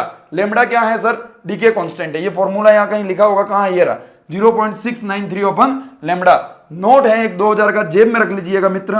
क्या है? Radioactive decay equation in term of T. अगर टी की टर्म में लिखना चाहे तो इसको आप ऐसा भी लिख सकते हैं, ठीक है। तो ये बता दिया, बट ये जो फॉर्मूला है उसको आपको याद रखना है। इस फॉर्मूले पर चांद सितारा लगा दीजिए, फिजिक्स या केमिस्ट्री में से कहीं ना कहीं तो आपको इसका सवाल जरूर देखने को मिलेगा। दूसरा आता है मीन लाइफ टाइम। तो मीन लाइफ टाइम को अपन टो से शो करते हैं, जिसका फॉर्मूला सीधा होता है 1 अपन लैम्बडा, लैम्बडा का जस्ट उल्टा। अब साइमल्टेनियसली डीके, तो अगर पहले एक एक्स एलिमेंट जिसमें एन न्यूक्लियाई है वो लैम्बडा 1 डीके कांस्टेंट के साथ वाई में चेंज होता है, और उसी साथ ही साथ साइमल्टेनियसली लैम्बडा 2 डीके कांस्टेंट के साथ जेड में कन्वर्ट होता है, तो A equals to activity equals to lambda 1 N into lambda 2 N के बराबर हो जाएगा। नॉट इंपॉर्टेंट, पर ध्यान रखना। तो ये था अपना डीके की बात कर रहे थे, रेडियो एक्टिव डीके की। इसके अंदर एक दूसरा टॉपिक आता है न्यूक्लियर बाइंडिंग एनर्जी, या फिर नाभिकीय बंधन ऊर्जा। क्या होता है समझना भाई, नाभिकीय बंधन ऊर्जा। The energy required to separate an atomic nucleus completely into its constituent proton and neutron, or energy that would be liberated by combining individual proton and neutron into a single nucleus। समझना भाई, अगर कोई nucleus है, क्या अगर मैं बात कर रहा हूं किसी न्यूक्लियाई की, तो न्यूक्लियाई 2 चीजों से मिलकर बना होता है। किस चीज से? प्रोटॉन से और न्यूट्रॉन से। तो अगर कोई न्यूक्लियस है जिसके अंदर प्रोटॉन भी है न्यूट्रॉन भी है, इसको तोड़कर अलग करने में, प्रोटॉन और न्यूट्रॉन को अलग करने में अपन को जो ऊर्जा देनी पड़ेगी उसी को हम क्या कहते हैं? Binding energy. या फिर प्रोटॉन और न्यूट्रॉन अलग अलग है तो इन दोनों को जोड़कर एक न्यूक्लियस बनाने पर जो ऊर्जा बाहर निकलेगी उसी ऊर्जा को अपन क्या बोलेंगे, बाइंडिंग एनर्जी। तो क्या बाइंडिंग एनर्जी क्या होता है, ये आपको समझ में आ गया? Yes sir. तो प्रोटॉन, कितने प्रोटॉन है, तो Z atomic number plus A minus Z. A क्या है, ए मतलब क्या होता है, उसका atomic mass equals to proton plus neutron को ए कहते हैं। तो प्रोटॉन का नंबर तो जेड के बराबर होता है, ठीक है भाई। किसी भी एटम को इस तरीके से लिखते हैं, एक्स इंटू जेड और ए क्या है, इसका एटॉमिक मास, और ये क्या है, एटॉमिक नंबर।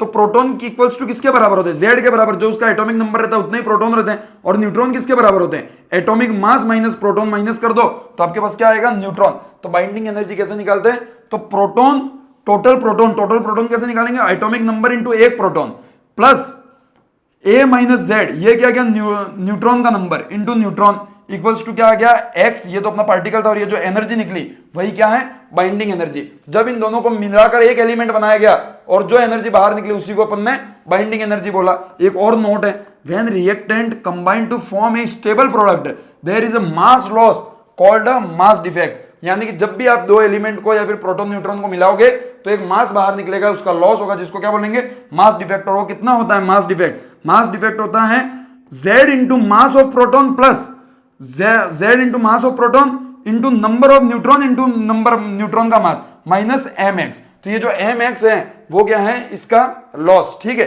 तो इसी को अपन E equals to M C square, जो कि फिजिक्स का मेन फॉर्मूला है, उससे डिनो करते हैं। और m क्या है, AMU में होता है, ठीक है, AMU में होता है। और एक AMU कितने के बराबर होता है, 1.66 into 10 to the power minus 27। तो ये चीज भी आपको ध्यान रखनी है।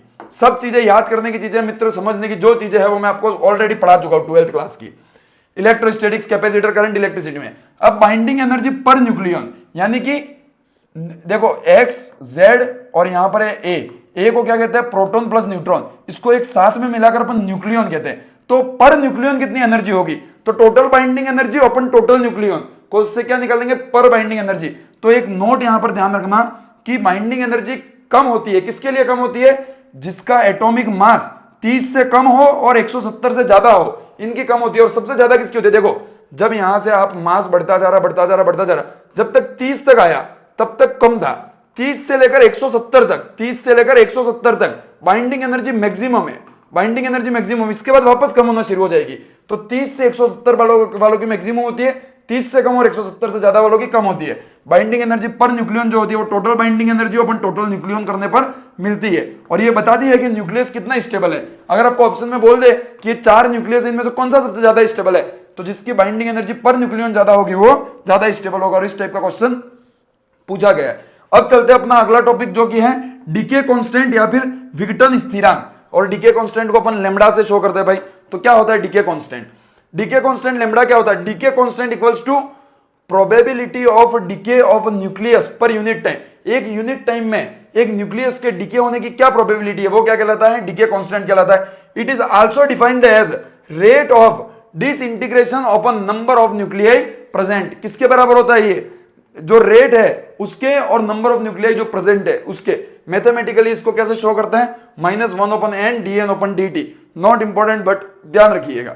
एक क्विक रिवीजन टेबल जो इस पूरे लेक्चर का सार है भाई, ये चीजें आपको याद होनी चाहिए। क्या डीके लॉ क्या है, तो n equals to n0 e की power minus lambda by t, ये याद होना चाहिए। हाफ लाइफ पीरियड का फॉर्मूला याद होना चाहिए 0.693 लेमडा। मीन लाइफ का फॉर्मूला याद रहना चाहिए 1 लेमडा। और एक्टिविटी का फॉर्मूला याद रहना चाहिए, एक्टिविटी इक्वल्स टू क्या होता है, लेमडा इंटू एन। ये 4 चीजें आपको अगर याद है तो आज की क्लास आपको समझ में आ गई। बाकी बाइंडिंग एनर्जी ये वो बहुत बड़ी बड़ी चीजें हैं, उनके फॉर्मूले हैं वो आपको याद रहने चाहिए, मास डिफेक्ट ये वो, बाकी इतना इंपॉर्टेंट वो नहीं है। चलते हैं भाई अपने सवाल की ओर, जो कि नीट में पूछा गया है मित्र। क्या है सवाल, देखना भाई।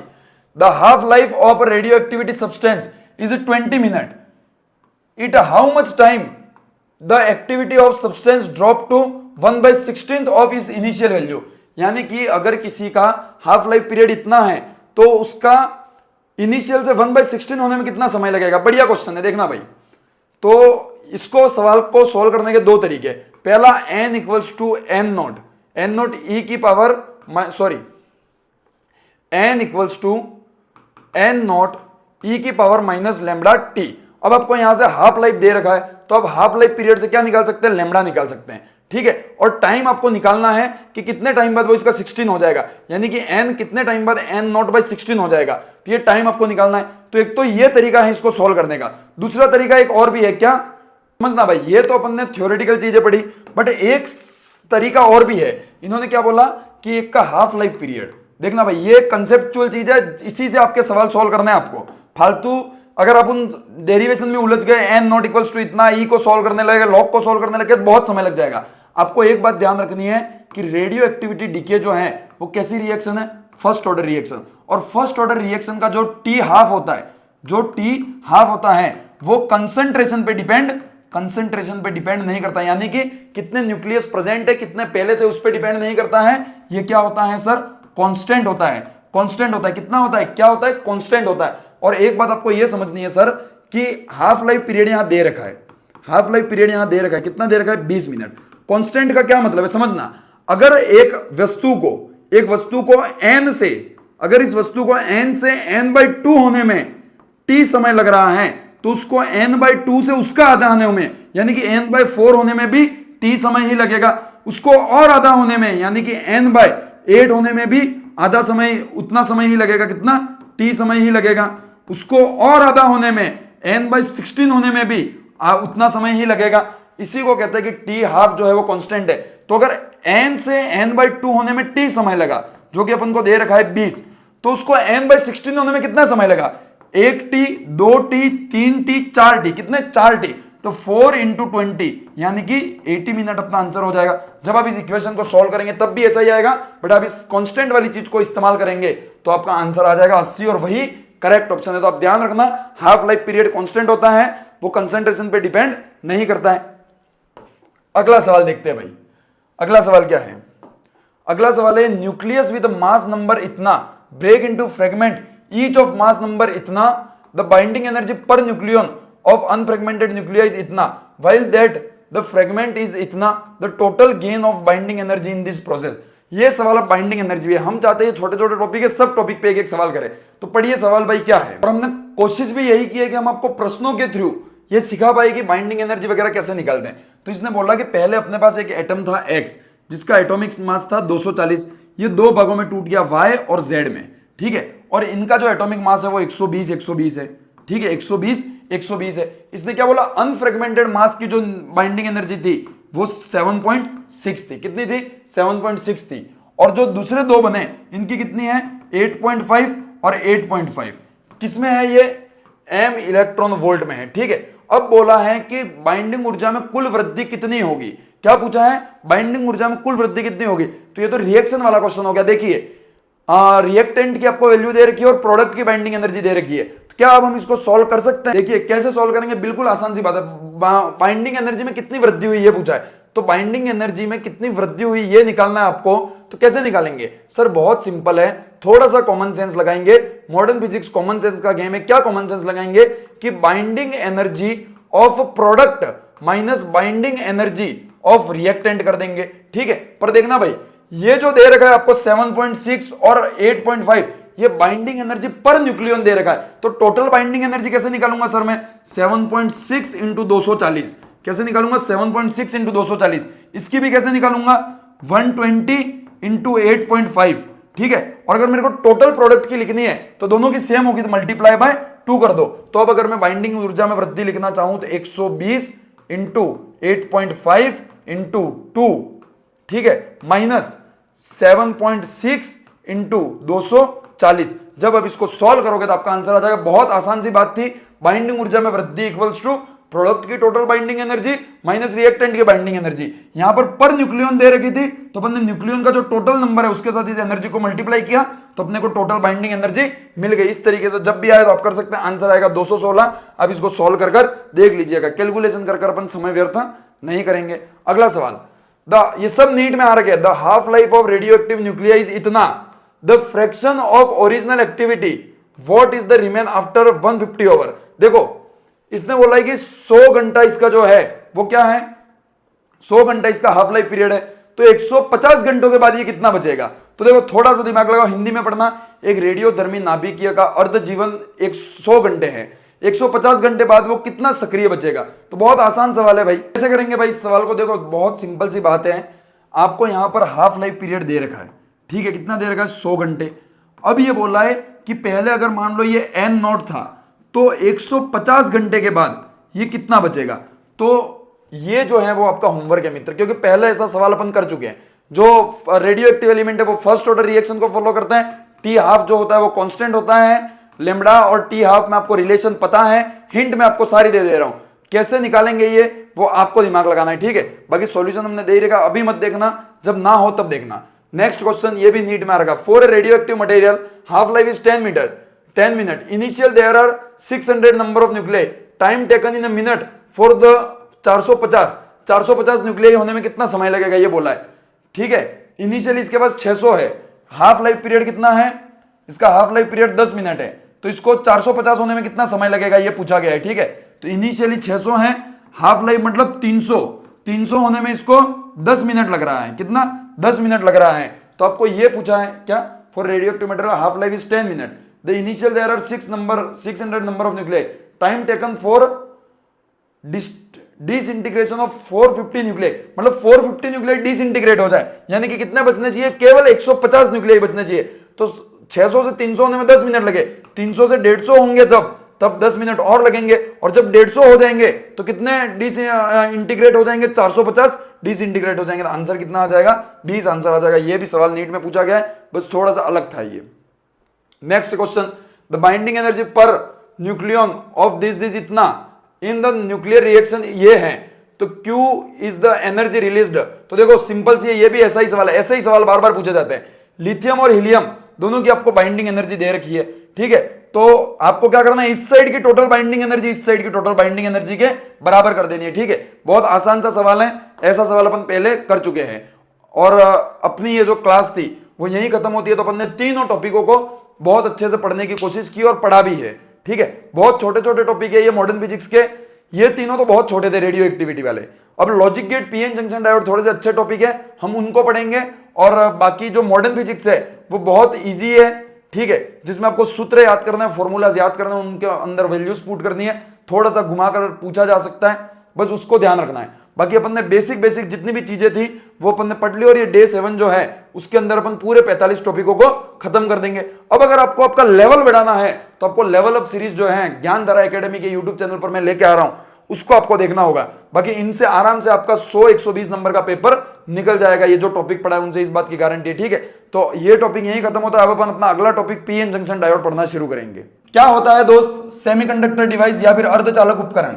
समझिएगा, when a p type semiconductor is joined with n type semiconductor the arrangement so formed is known as pn junction diode। अगर हिंदी माध्यम वालों के लिए बात करें मित्र, तो जब p प्रकार के अर्धचालकों को n प्रकार के अर्धचालकों के साथ जोड़ा जाता है तो इस प्रकार से बनी व्यवस्था को पीएन संधि डायोड कहा जाता है। मतलब एक बार आपको समझाया जाए दोस्त, तो दो टाइप के अपने पास उपकरण होते हैं, एक p टाइप और एक n टाइप। जब इन दोनों को जोड़कर संधि हो जाए इन दोनों के बीच में, हिंदी मीडियम वालों के लिए संधि और इंग्लिश मीडियम वालों के लिए जंक्शन, जब इन दोनों को जोड़कर एक जंक्शन बनाया जाए और जो एक डायोड बनेगा उसको अपन क्या बोलेंगे? पीएन जंक्शन डायोड बोलेंगे। बहुत ही आसान सी बात है। परिभाषा कभी नीट के एग्जाम में आपको नहीं पूछी जाएगी। सर पूछा क्या जाएगा?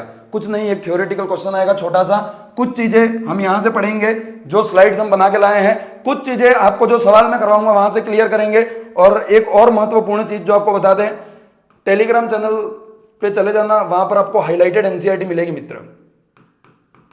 उस हाईलाइटेड एनसीईआरटी को देख लेना, वहां पर मिनिमम मॉडर्न फिजिक्स की जो फिजिक्स की हाईलाइटेड एनसीईआरटी है उसको जरूर पढ़ लेना। और अगर पूरी मॉडर्न फिजिक्स की भी नहीं पढ़ पाओ तो सेमीकंडक्टर की जरूर पढ़ लेना। सेमीकंडक्टर से हर साल 1 से 2 थ्योरेटिकल क्वेश्चन आपको देखने को मिलेंगे ही मिलेंगे। और अगर इन क्वेश्चन को आप करना चाहते हो तो उस हाईलाइटेड एनसीईआरटी को जरूर पढ़ लेना, क्योंकि सब बातें, सब चीजें इस छोटे से 15-20 मिनट के लेक्चर में कवर करना संभव नहीं है। चलिए समझते हैं क्या होता है होल्स और क्या होता है इलेक्ट्रॉन। तो समझिएगा, ये था अपना पी टाइप मटेरियल, ये था अपना एन टाइप मटेरियल। जब दोनों को जोड़ा तो बीच में एक लेयर बन गई जिसको कहते हैं अपन डिप्लीशन रीजन, ठीक है, या फिर हिंदी में इसको कहते हैं रिक्तीकरण परत। तो जब ये रीजन बनेगा तो इसी रीजन के कारण कोई कोई पोटेंशियल आएगा। क्या पोटेंशियल आएगा उसको अपन आगे समझेंगे, बट सबसे पहले समझना, hole from P side, holes from p side are attracted toward the electron in n side and electrons from n side are attracted towards hole in p side। मतलब जो p side है उसके पास तो क्या होंगे, होल्स होंगे, और N side जो है उसके पास क्या होंगे, इलेक्ट्रॉन होंगे। जब ये होल्स जो है वो इस साइड अट्रैक्ट हो और ये इलेक्ट्रॉन जब इस साइड अट्रैक्ट हो तो बीच में मसाला मिक्स हो जाएगा, और उसी मसाले को अपन ने क्या बोल दिया दोस्त, डिप्लीशन लेयर बोल दिया, डिप्लीशन रीजन बोल दिया। In this way diffusion of electron and holes from N side and P side starts. This diffusion take place till a layer is formed which is called depletion layer.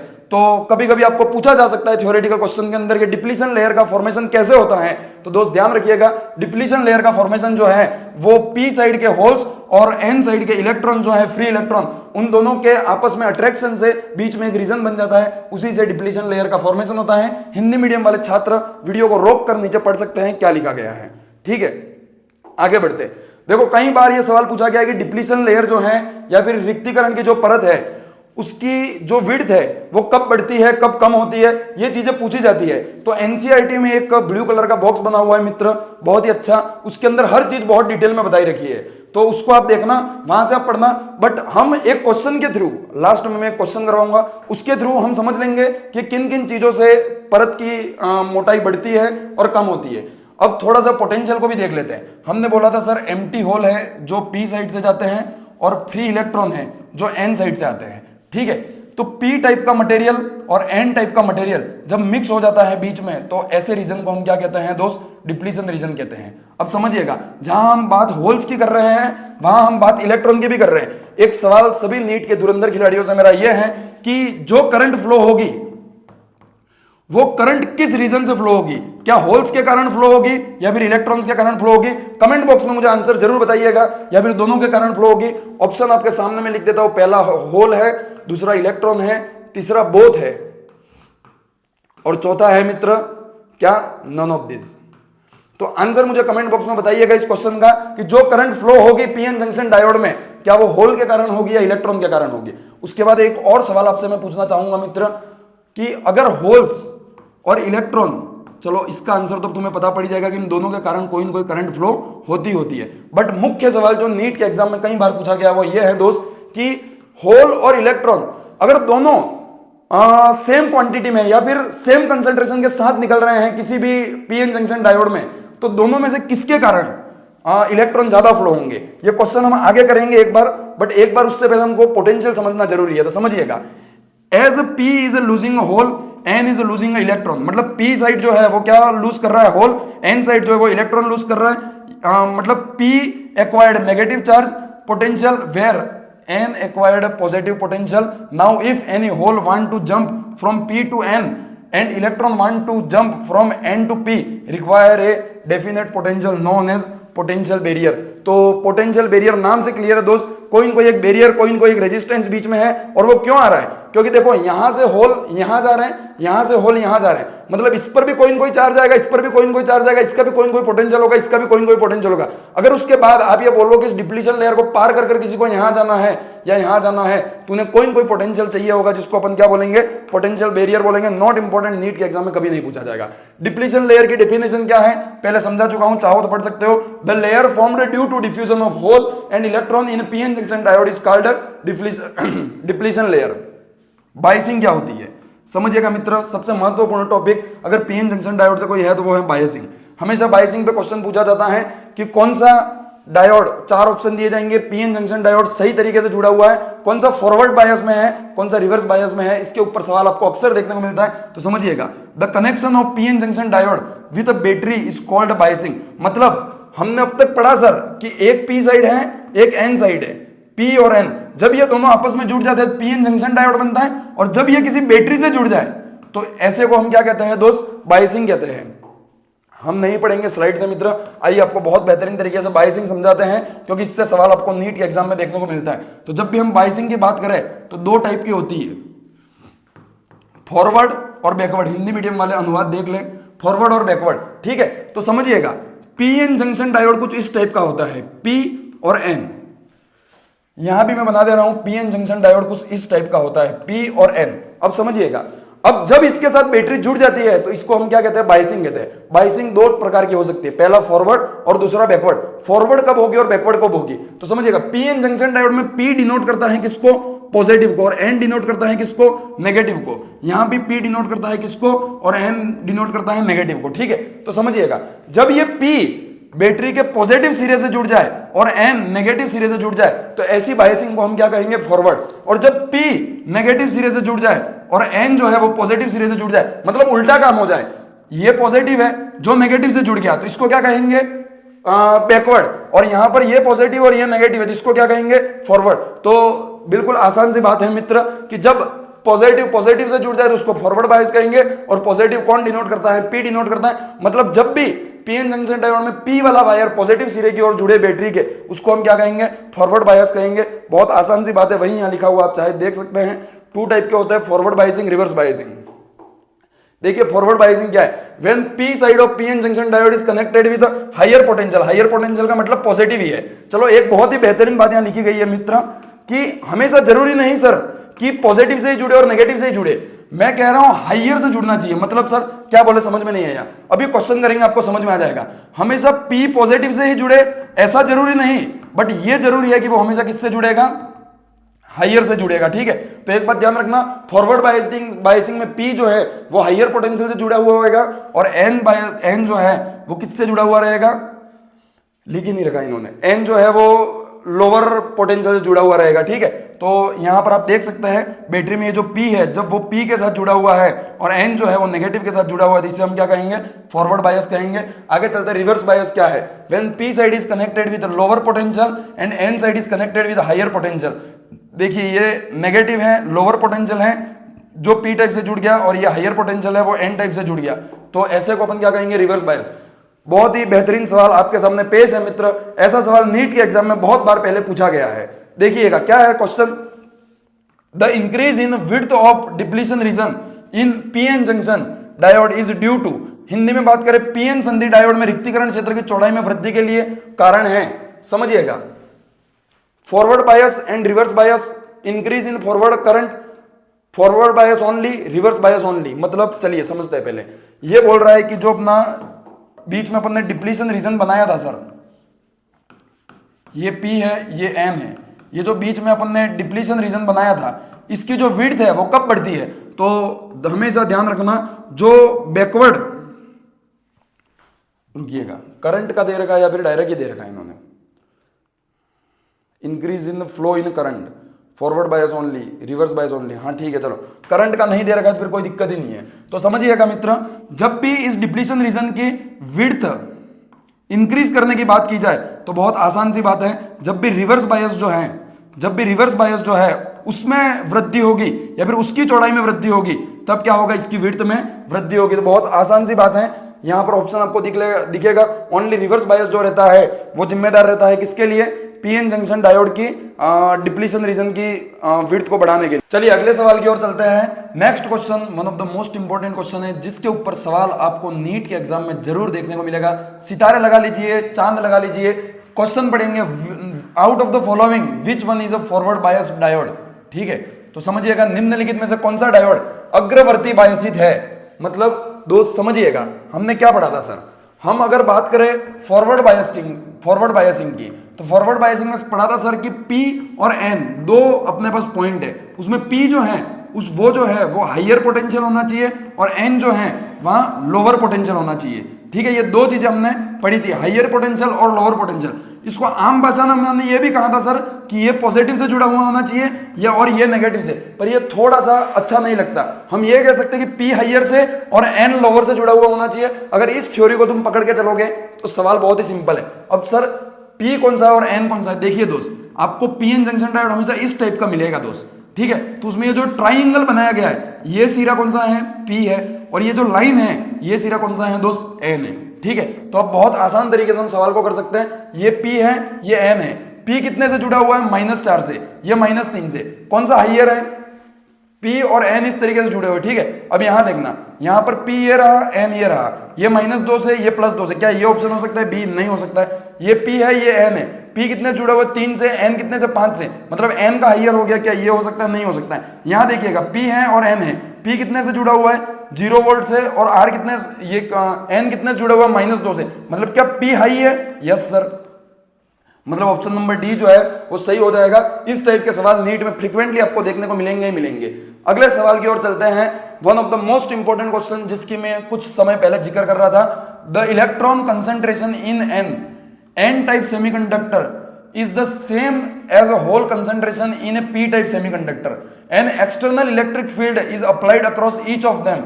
Compare the current in them. मतलब क्या कहना चाह रहा है question, समझिएगा मित्र। ये कहना चाह रहा है एक पीएन जंक्शन डायोड में जो p प्रकार का सेमीकंडक्टर है और n प्रकार का सेमीकंडक्टर है, इन दोनों में से अगर इसमें से सेम कंसंट्रेशन में होल्स जो हैं वो फ्लो हो रहे हैं और इसमें सेम कंसंट्रेशन में जो इलेक्ट्रॉन है वो फ्लो हो रहा है, ठीक है। और अगर इसके अंदर कोई एक्सटर्नल इलेक्ट्रिक फील्ड लगा दिया जाए तो दोनों के द्वारा उत्पन्न होने वाली जो करंट है, मतलब आई होल बोल सकता हूं मैं और आई इलेक्ट्रॉन बोल सकता हूं, वो कैसी होगी?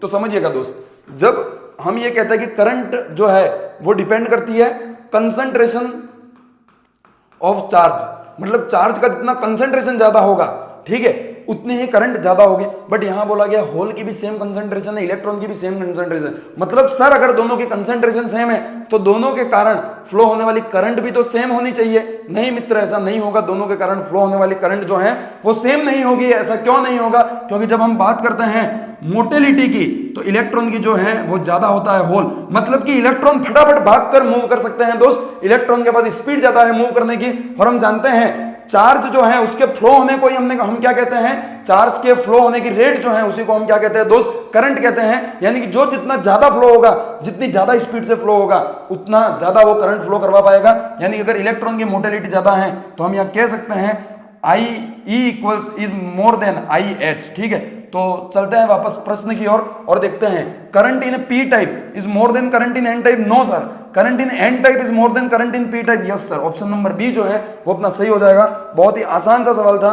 और बस आज की इस वीडियो में इतना ही। कुछ और थ्योरेटिकल पॉइंट बहुत सारे हैं पीएन जंक्शन डायोड के जो मैंने इंपॉर्टेंट है उनको कवर करने की। और पीएन जंक्शन डायोड होता क्या है, फॉरवर्ड बायसिंग होती क्या है, उसके बाद रिवर्स बायसिंग होती क्या है, वो सब चीजें आज की इस वीडियो में कवर कर आपके सामने समझाने की कोशिश की है मित्र।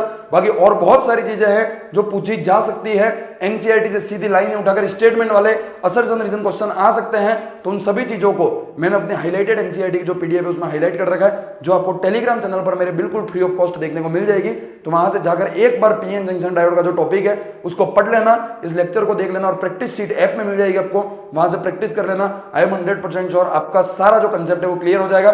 Thank you very much, all the very best, bye bye. और अपने ज्यादा से ज्यादा दोस्तों के साथ शेयर करना है वीडियो, क्योंकि दोस्त विद्या बांटने से बढ़ती है। आज की क्लास तो बहुत ही महत्वपूर्ण है दोस्त, क्योंकि आज की क्लास में मैं आपको फ्री के 4 मार्क्स बांटने वाला हूं। नीट का कोई एक ऐसा सिंगल पेपर मुझे उठा के बता दीजिए जिसमें लॉजिक गेट से क्वेश्चन ना पूछा गया हो। 110% हर नीट के पेपर में आपको लॉजिक गेट से एक सवाल देखने को मिलेगा ही मिलेगा। कोई ऐसा पेपर आज तक नीट का नहीं बना जिसमें लॉजिक गेट से सवाल ना हो, और कई कई बार 2 बार भी देखने को मिलता है। सर ये तो हमारी फिजिक्स मास्टर क्लास के सारे वीडियोस का ही नियम है, बट दोस्त लॉजिक गेट तो एक ऐसा टॉपिक है मित्र जो सबसे इजी है, जो सबसे इजी। अगर पूरी फिजिक्स में मुझे कोई ये पूछे कि भाई सबसे इजी और 100% आने वाला टॉपिक बताओ, तो दोस्त मैं लॉजिक गेट कहूंगा। जब आप मेरी 25 दिनों की 25 टॉपिक की लिस्ट को खोल के देखेंगे तो उसमें भी आपको पहला जो टॉपिक दिखेगा वो लॉजिक गेट दिखेगा। बट इसको थोड़ा सा बाद में इसीलिए लिया दोस्त क्योंकि हम चाहते थे कि कुछ बेसिक्स आपको पहले पढ़ा लिए जाए। वैसे लॉजिक गेट का पूरी फिजिक्स में किसी भी चैप्टर से, किसी भी टॉपिक से कोई मतलब नहीं है, बट लॉजिक गेट दोस्त फ्री के 4 नंबर हैं, ये ध्यान रखना। और हिंदी इंग्लिश दोनों ही मीडियम में अगले 20 से 25 मिनट में लॉजिक गेट को जड़ से उखाड़ के फेंक देंगे। इससे मिनिमम आपको 1 क्वेश्चन और मैक्सिमम आपको 2 क्वेश्चन देखने को मिलेंगे ही मिलेंगे। और सर ये इतना आसान है, 100% क्वेश्चन आता ही आता है, सब पूरे इंडिया के सभी बच्चों को पता है, पर फिर भी 70% से भी ज्यादा बच्चे जो रहते हैं वो इस क्वेश्चन को गलत करके आते हैं, क्योंकि उनको समझ ही नहीं आता कि एग्जामिनर पूछना क्या चाहता है। वो सब कभी समझ ही नहीं पाते कि ये जाल है क्या।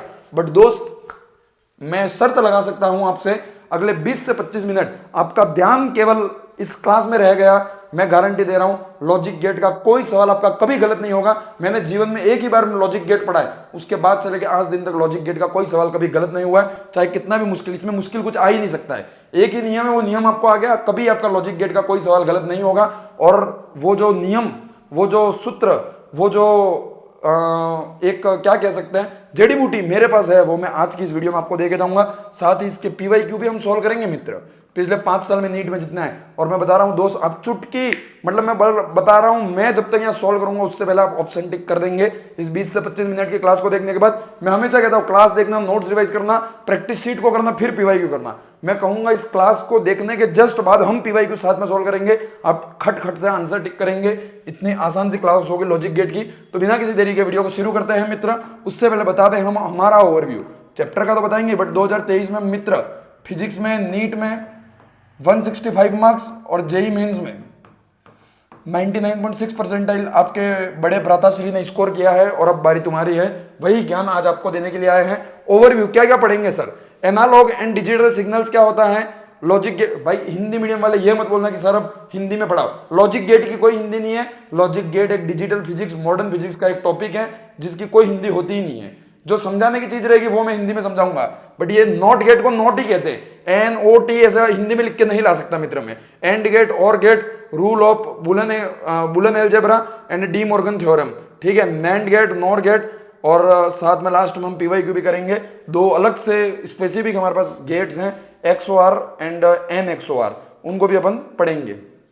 सबसे पहले दोस्त देखिए एनालॉग एंड डिजिटल सिग्नल क्या होता है। कभी क्वेश्चन नहीं आएगा, चाहो तो छोड़ सकते हो, बट मेरा काम है समझाना।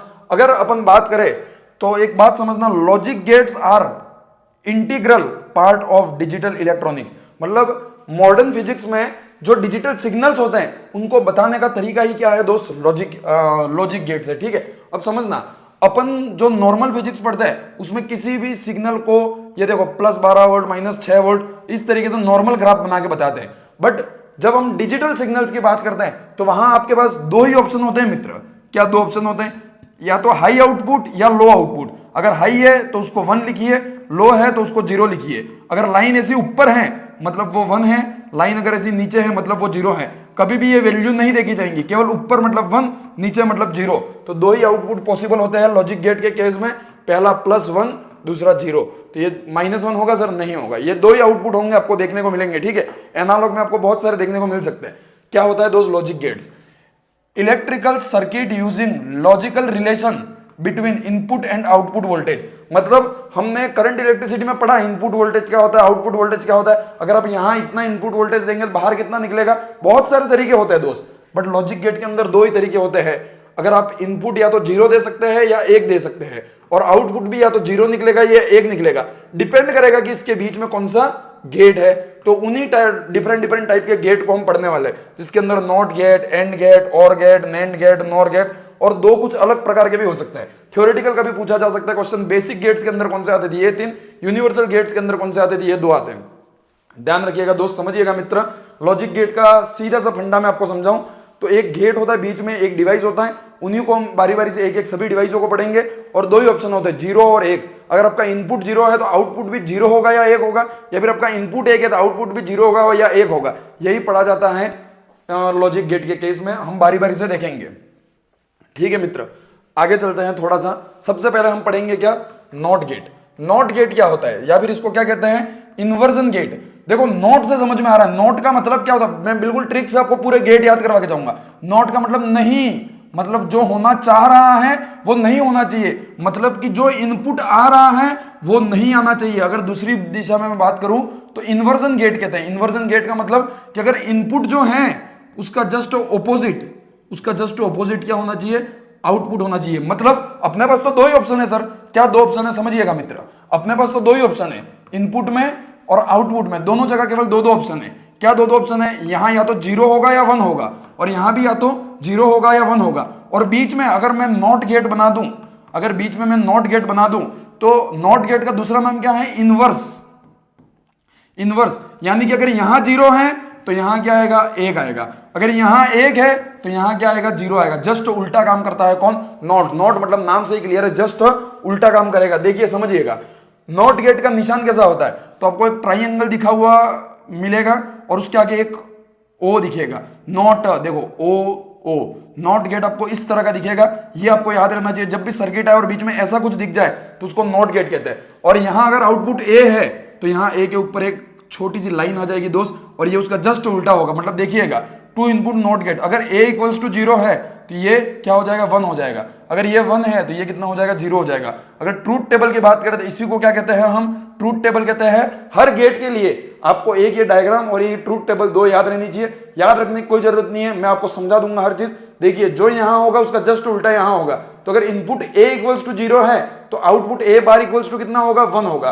अगर इनपुट ए इक्वल्स टू 1 है तो आउटपुट कितना होगा, 0 होगा। ट्रूथ टेबल क्या है, relation between input and output को क्या कहते हैं, ट्रूथ टेबल कहते हैं दोस्त। ठीक है, देखिए मेरी बात समझिएगा मित्र, रटने की कोई जरूरत नहीं है, केवल आप मुझे सुनते जाइए 15-20 मिनट। आगे मैं आपको क्वेश्चन करवाते टाइम हर एक चीज सिखा दूंगा। लॉजिक गेट पढ़ने की चीज है ही नहीं, मैं बता रहा हूं लॉजिक गेट क्वेश्चन सॉल्व करने का तरीका है, क्वेश्चन कैसे सॉल्व किए जाते हैं वो एक स्मार्ट तरीका है जो मैं आपको सिखा के जाऊंगा दोस्त। तो कदे ही ये कोशिश मत कीजिएगा हमें कुछ याद नहीं आ रहा है, कुछ समझ में नहीं आ रहा है। बिल्कुल आसान सी चीजें हैं, सब समझ में आएगा, सब याद होगा जब हम क्वेश्चन को करेंगे। ठीक है, आगे बढ़ते थोड़ा सा। नेक्स्ट अपना सेकंड गेट है एंड गेट।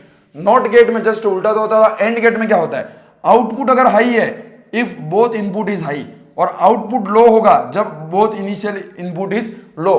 थोड़ा सा समझने की कोशिश कीजिएगा दोस्त, मैं आपको आसानी से समझा देता हूं थोड़ा सा। ये तो भाई क्या है, बनी बनाई चीज है। सबसे पहले एंड गेट दिखता कैसा है, तो एंड गेट कुछ ऐसा होगा, इसमें 2 इनपुट होंगे और एक आउटपुट होगा। इसको मैंने बोल दिया ए, इसको मैंने बोल दिया बी, और इसको मैंने बोल दिया ए बार। ठीक है, तो समझिएगा एंड गेट जो है, एंड गेट उसका नियम है मित्र, एंड गेट का नियम क्या है, जब ए और बी दोनों 0 होंगे तो यहां भी 0 होगा। जब ए और बी दोनों एक 0 और एक 1 होगा तो भी 0 होगा। अगर ये 0 और ये 1 होगा तो भी 0 होगा, और दोनों 1 होंगे तो ये भी 1 होगा। तो ये चीज अपन को समझ में आनी चाहिए किसके, और ये ट्रूथ टेबल मैंने तुम्हारे सामने बना दी। एंड गेट की एक ही चीज आपको याद रखनी है, क्या, जब दोनों जगह इनपुट 1-1 होगा तभी एक आंसर आउटपुट में आएगा, बाकी कुछ भी कंडीशन हो आंसर कितना आएगा, 0 आएगा। चलिए देखिए समझिएगा, एंड गेट अपन ने यहां बना दिया, ये देखो आप इसका फॉर्मूला याद रख सकते हैं, A dot B. And gate के लिए अपन क्या लिखते हैं, A dot B. A dot B के लिए अपन ये कहेंगे दोस्त कि अगर एक 0 है दूसरा भी 0 है तो आंसर कितना आएगा, 0। एक 0 है दूसरा 1 है तो आंसर कितना आएगा, 0। एक 1 है फिर 0 है, आंसर 0। केवल एक कंडीशन ऐसी है जिसमें तीनों अगर 1-1 हुए, दोनों 1-1 हुए तभी तीसरा आंसर 1 आएगा। ये उसका एक सर्किट है जिसका कोई यूज नहीं है, आप देख सकते हैं। इस सर्किट से भी थोड़ा सा समझ सकते हैं। ये बैटरी है, ये लैंप है, इसमें से करंट जब जाएगी तब ये लैंप जलेगा। पर कब जलेगा, ये तब जलेगा दोस्त जब ये दोनों ही क्या होंगे, बंद होंगे। देखो अगर आप ए को क्लोज कर देते हो फिर भी करंट यहां तक जाएगी फिर रुक जाएगी। अगर आप इसको भी क्लोज कर देते हो तब ये लैंप जलेगा। मतलब ये भी 1 होना चाहिए, ये भी 1 होना चाहिए इनपुट, तब यहां पर आउटपुट अपन को क्या मिलेगा, 1 मिलेगा। मतलब एंड का फंडा क्लियर है, दोनों इनपुट कितने होने चाहिए, +1+1 होने चाहिए या 1-1 होने चाहिए, तभी आपको आउटपुट देखने को मिलेगा, अदरवाइज आपको आउटपुट देखने को नहीं मिलेगा। अगर आप 1 को 1 कर देते और 1 को 0 कर देते तो भी आपको कोई आउटपुट देखने को नहीं मिलेगा। तो एंड गेट का फंडा क्लियर है, समझ में आया। देखो सबसे पहले नॉट गेट समझा था, नॉट का मतलब उल्टा, एंड का मतलब दोनों जगह आपको 1-1 आउटपुट, अगर दोनों जगह आपको 1-1 इनपुट देना होगा तभी आउटपुट आपको क्या मिलेगा, 1 मिलेगा। आगे अगले गेट की ओर चलते हैं दोस्त, और गेट। और गेट जो है वो एंड गेट से थोड़ा अलग है। वहां आपने देखो 4 कंडीशनें थी, वहां पर क्या कंडीशन थी, 0-0 था तो आपको क्या मिला, 1 मिला, सॉरी 0 मिला। ठीक है, 0-1 था तो भी आपको क्या मिला, 0 मिला। अगर 1-0 था तो भी आपको क्या मिला, 0 मिला। बट 1-1 था, उस एक कंडीशन में आपको क्या मिला, 1 मिला। ये अपने किसकी बात की थी, एंड गेट में। ठीक है दोस्त, ये अपन ने एंड गेट में बात की थी। बट और गेट थोड़ा सा अच्छा है, ये कहता है केवल मुझे एक जगह पर 1 दे दो, मैं आपको आउटपुट में 1 दे दूंगा। इसका कहना यह है आप मेरे को एक जगह पर 1 दे दो इनपुट, में आउटपुट आपको 1 दे दूंगा। मतलब वहां पर 3 कंडीशन में 0 आ रहा था दोस्त, यहां पर केवल एक कंडीशन ऐसी होगी जिसमें 0 आएगा, और 1-1 में तो 1 आएगा ही आएगा। 1-0 में भी 1 आ जाएगा, 0-1 में भी 1 आ जाएगा। मतलब एक ही कंडीशन ऐसी है जिसमें 0 आता है, जिसमें दोनों ही 0 हो। और इसका देखिए दोस्त सिंबल कैसा होता है, कुछ इस तरीके का। ठीक है, और अगर मैं सर्किट की बात करूं तो इसमें वहां पर सीरीज में लगे हुए थे, इसलिए दोनों का क्लोज होना जरूरी था। यहां अगर एक भी क्लोज हो गया तो करंट यहां से ऐसे चली जाएगी, या फिर केवल ये क्लोज हो गया तो भी यहां से ऐसे चली जाएगी, और दोनों ही क्लोज है तो दोनों में से जाकर यहां चली जाएगी और लैंप जल जाएगा। तो और गेट और भी आसान चीजें हैं, समझ सकते हैं। कुछ रूल पढ़ेंगे, दो महान वैज्ञानिकों ने रूल दिए थे। इन्होंने ऐसा बोला था कि a प्लस जीरो ए होता है, a प्लस ए वो भी a होता है, a डॉट ए भी a होता है, a dot A sir a square होता है, ऐसा मत बोल देना, यहां वो सब नियम नहीं लगेंगे, a ही होता है। a dot A bar zero होगा, a बार का मतलब क्या हो गया, जस्ट उल्टा, वो जीरो के बराबर ही हो गए। और a बार इक्वल्स टू क्या होता है, a होता है, ऐसे नियम दिए गए हैं। मतलब कुछ आप ऐसा देख सकते हैं कि a डॉट b का बार है तो उसको आप a बार प्लस b बार लिख सकते हैं, a प्लस b का बार है तो उसको a बार डॉट b बार। कहां यूज होगा हम आगे समझेंगे, कोई रटने की जरूरत नहीं। मैं फिर कह रहा हूं एक भी चीज रटनी नहीं है, मैं आगे क्वेश्चन सॉल्व करवाते टाइम आपको समझा दूंगा, ठीक है, हर चीज समझा दूंगा। बट जैसे अपने वहां फॉर्मूला था a square plus B square या फिर a प्लस बी का होल स्क्वायर क्या होता है, वैसे ही कुछ इनके भी फॉर्मूले है। a डॉट बी पूरे के ऊपर बाहर आ जाए तो a प्लस बी, इस बार का मतलब भाई कुछ नहीं है, सीधा सीधा मतलब है उल्टा, जो इनपुट या आउटपुट दे रखा है उसका उल्टा करना है। अगला गेट पढ़ते हैं हम, नैंड गेट, NAND। नैंड कुछ नहीं है, एंड तो आपको दिख ही रहा है, आगे n है, n का मतलब क्या हो गया, नो, मतलब जो बन रहा है उसका उल्टा कर दो।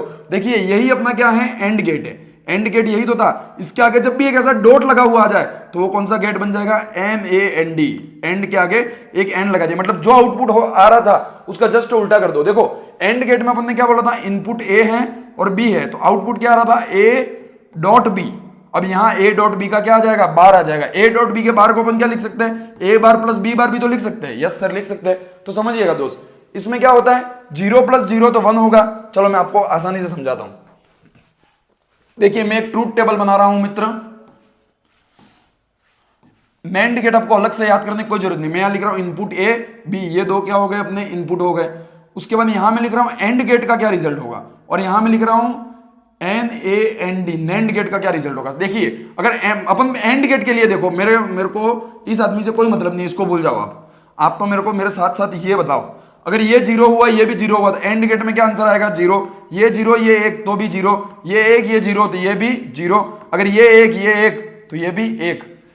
तो नैंड गेट में क्या होगा, इसका जस्ट उल्टा, यहां 1 आ जाएगा, यहां 1 आ जाएगा, यहां 1 आ जाएगा, यहां 0 आ जाएगा, मतलब दोनों आप 1 1 दे दोगे तो यहां 0 आ जाएगा। तो एंड का जस्ट उल्टा क्या है, नैंड है। अब देख सकते हैं ट्रूथ टेबल, देखो 0 0 था तो 1 आया, 1 0 था तो 1 आया, 1 0 था तो 1 आया, 1 1 है तो 0 आया। अलग से याद मत कीजिए नैंड गेट को, एंड का जो आंसर है उसी का उल्टा कर दीजिए, नैंड आ जाएगा। वही नॉर, और अपन ने पढ़ा था उसका जस्ट उल्टा नॉर हो गया। कैसे, मैं समझाता हूं आपको। देखो और गेट का कैसा था डायग्राम, कुछ ऐसा था, ये a ये b और यहां बाहर जो निकला उसको अपन ने a प्लस b बोला था, ठीक है। बट यहां आगे क्या लग जाएगा, अगर एक डॉट लग जाता है तो ये कौन सा गेट बन जाएगा, नॉर गेट, और इसके ऊपर क्या लग जाएगा, बार। इसको अपन ऐसा भी लिख सकते हैं, a डॉट b का बार, ठीक है। तो अब एक बार फिर ट्रूथ टेबल बनाते हैं अपन दोस्त, मेरे साथ साथ बनाइएगा मित्र। ट्रूथ टेबल बनाना बहुत आसान है, मैं तो 3 को ही देख रहा हूं, a b और गेट के लिए क्या आंसर होगा, और उसके बाद अपन देखेंगे नॉर गेट के लिए क्या आंसर होगा। अगर एक है, सॉरी ये 0 है, ये 0 है तो ये भी 0, ठीक है सर। ये 0 है, ये 1 है तो यहां भी 1, ठीक है सर। अगर ये 1 है, ये 0 है तो यहां भी 1, ये 1 है, ये 1 है तो यहां भी 1। भाई ये तो समझ में है कि नहीं है। और गेट में केवल 1 चाहिए था अपन को +1, तो अपना आंसर 1 आ जाता था। एंड में दोनों चाहिए थे, ठीक है। तो नॉर में आंसर कितना आएगा, 0, सॉरी 0 है तो यहां पर आंसर कितना आएगा 1, यहां पर आंसर कितना आएगा 0 0 0। जस्ट उल्टा कर देना है, बहुत आसान सी बात है मित्र। वापस एक बार देख लो, यही चीज मैच करके देख लेना, बहुत आसान सी चीज। ये क्या है, कुछ नहीं है, ये पीपीटी बनाने वाले ने डाल दिया, कुछ काम का नहीं है वो, ठीक है। दो अब स्पेशल गेट पढ़ेंगे अपन, कौन से, XOR और XNOR। अपन केवल XOR को समझेंगे, इसका जस्ट उल्टा जो है वो क्या हो जाएगा, XNOR। तो इसमें क्या होता है देखना, 0 0 equals to 0, 0 1 equals to 1, 1 0 equals to भी 1। बट ये एक चीज अलग है दोस्त, क्या, 1 1 इक्वल्स टू, मतलब XOR कुछ नहीं है, और का ही एक मॉडिफिकेशन है दोस्त, और का ही मॉडिफिकेशन है। और में क्या होता था, 0 0 इक्वल्स टू 0 होता था, 0 1 इक्वल्स टू 1 होता था, 1 0 इक्वल्स टू भी 1। अगर एक भी पॉजिटिव आ गया तो यहाँ 1 मिल जाता था अपन को, एक जगह भी 1 आ गया तो यहाँ 1 मिल जाता था, और दोनों जगह 1 आता था तब तो 1 मिलता ही था और में। बट यहां ऐसा नहीं है, यहां जब दोनों जगह 1 आ गया तो भी 0 मिलेगा। मतलब आप XOR के लिए ये कह सकते हो कि इफ दोनों इनपुट सेम रहेंगे तो आंसर हमेशा कितना आएगा, 0। देखो यहां दोनों इनपुट सेम है तो आंसर 0, यहां भी दोनों इनपुट सेम है तो आंसर 0। इसमें जस्ट उल्टा हो जाएगा, अगर दोनों इनपुट सेम है तो आंसर 1 आएगा, देखिए, और बाकी दोनों कंडीशन में 0 आएगा। तो ये 2 स्पेशल गेट हैं, इनका नियम भी आपको याद रखना है। अब करेंगे अपन जलवा, दिखाएंगे क्या अपना जलवा। बहुत आसान आसान सी चीजें हैं, समझिएगा। Symbolic representation of 4 logic gates are show, ये 4 लॉजिक गेट दिख रहे हैं। Pick out which one are for and gate, nand gate and not gate. मतलब आपको बताना है रेस्पेक्टिवली कि इनमें से एंड गेट कौन सा है। सर बहुत आसान सी बात है, एंड गेट कौन सा है, ये रहा अपना एंड गेट। तो सबसे पहले क्या आना चाहिए, 2 आना चाहिए। देखिए 2 2 2 ऑप्शन को हटाइए मित्र। उसके बाद क्या आना चाहिए, नैंड। नैंड मतलब एंड के जस्ट आगे ये हो गया, तो इसको क्या कहेंगे, नैंड कहेंगे। तो चौथा आना चाहिए फिर, तो चौथा किस में आ रहा है दोस्त, ये आ रहा। आंसर ये सही हो गया। देखिए दोस्त आप नीट कितनी मूर्खता से सवाल पूछता है, ये देखिए। सबसे पहले एंड पूछा फिर नैंड पूछा, मतलब इतनी सी बात तो क्लियर है कि एंड और नैंड एक जैसे दिखते, केवल आगे डॉट होना चाहिए। अगर आप गलती से भूल भी गए तो ये याद कर लेना कि दोनों दिखते तो एक जैसे ही है, खाली आगे नॉट होना चाहिए। तो देखिए ये देखिए आप दोनों एक जैसे दिख रहे हैं, आगे नॉट दिख रहा है, और इन दोनों से अपना आंसर मैच हो जाता है। दूसरी चीज मैं आपको बताता हूं, एक और गलती इन्होंने क्या की, इन्होंने बोला कि एक नैंड और एक नॉट, मतलब कि हर ऑप्शन में केवल यहां पर 2 चीजें ऐसी हैं। देखिए 2 नैंड और नॉट, जब भी एन आएगा तब आगे गेट के आगे एक डॉट बना हुआ आएगा, ठीक है। इन्होंने पूछा नैंड और नॉट। देखो अपन इन दो में कंफ्यूज है कि इन दोनों में से कौन सा नैंड और कौन सा नॉट है। अगर इतना भी समझ में नहीं है यहाँ, नीट तुम्हारे लिए नहीं है दोस्त। क्यों है, ये दोनों ही हो सकते, क्योंकि एक के आगे डॉट है, दूसरे के आगे भी डॉट है। ये दोनों में से कोई एक नैंड और एक नॉट है, तो अब आप पता लगा सकते हैं नैंड कौन सा है, जो एंड की तरह दिखेगा।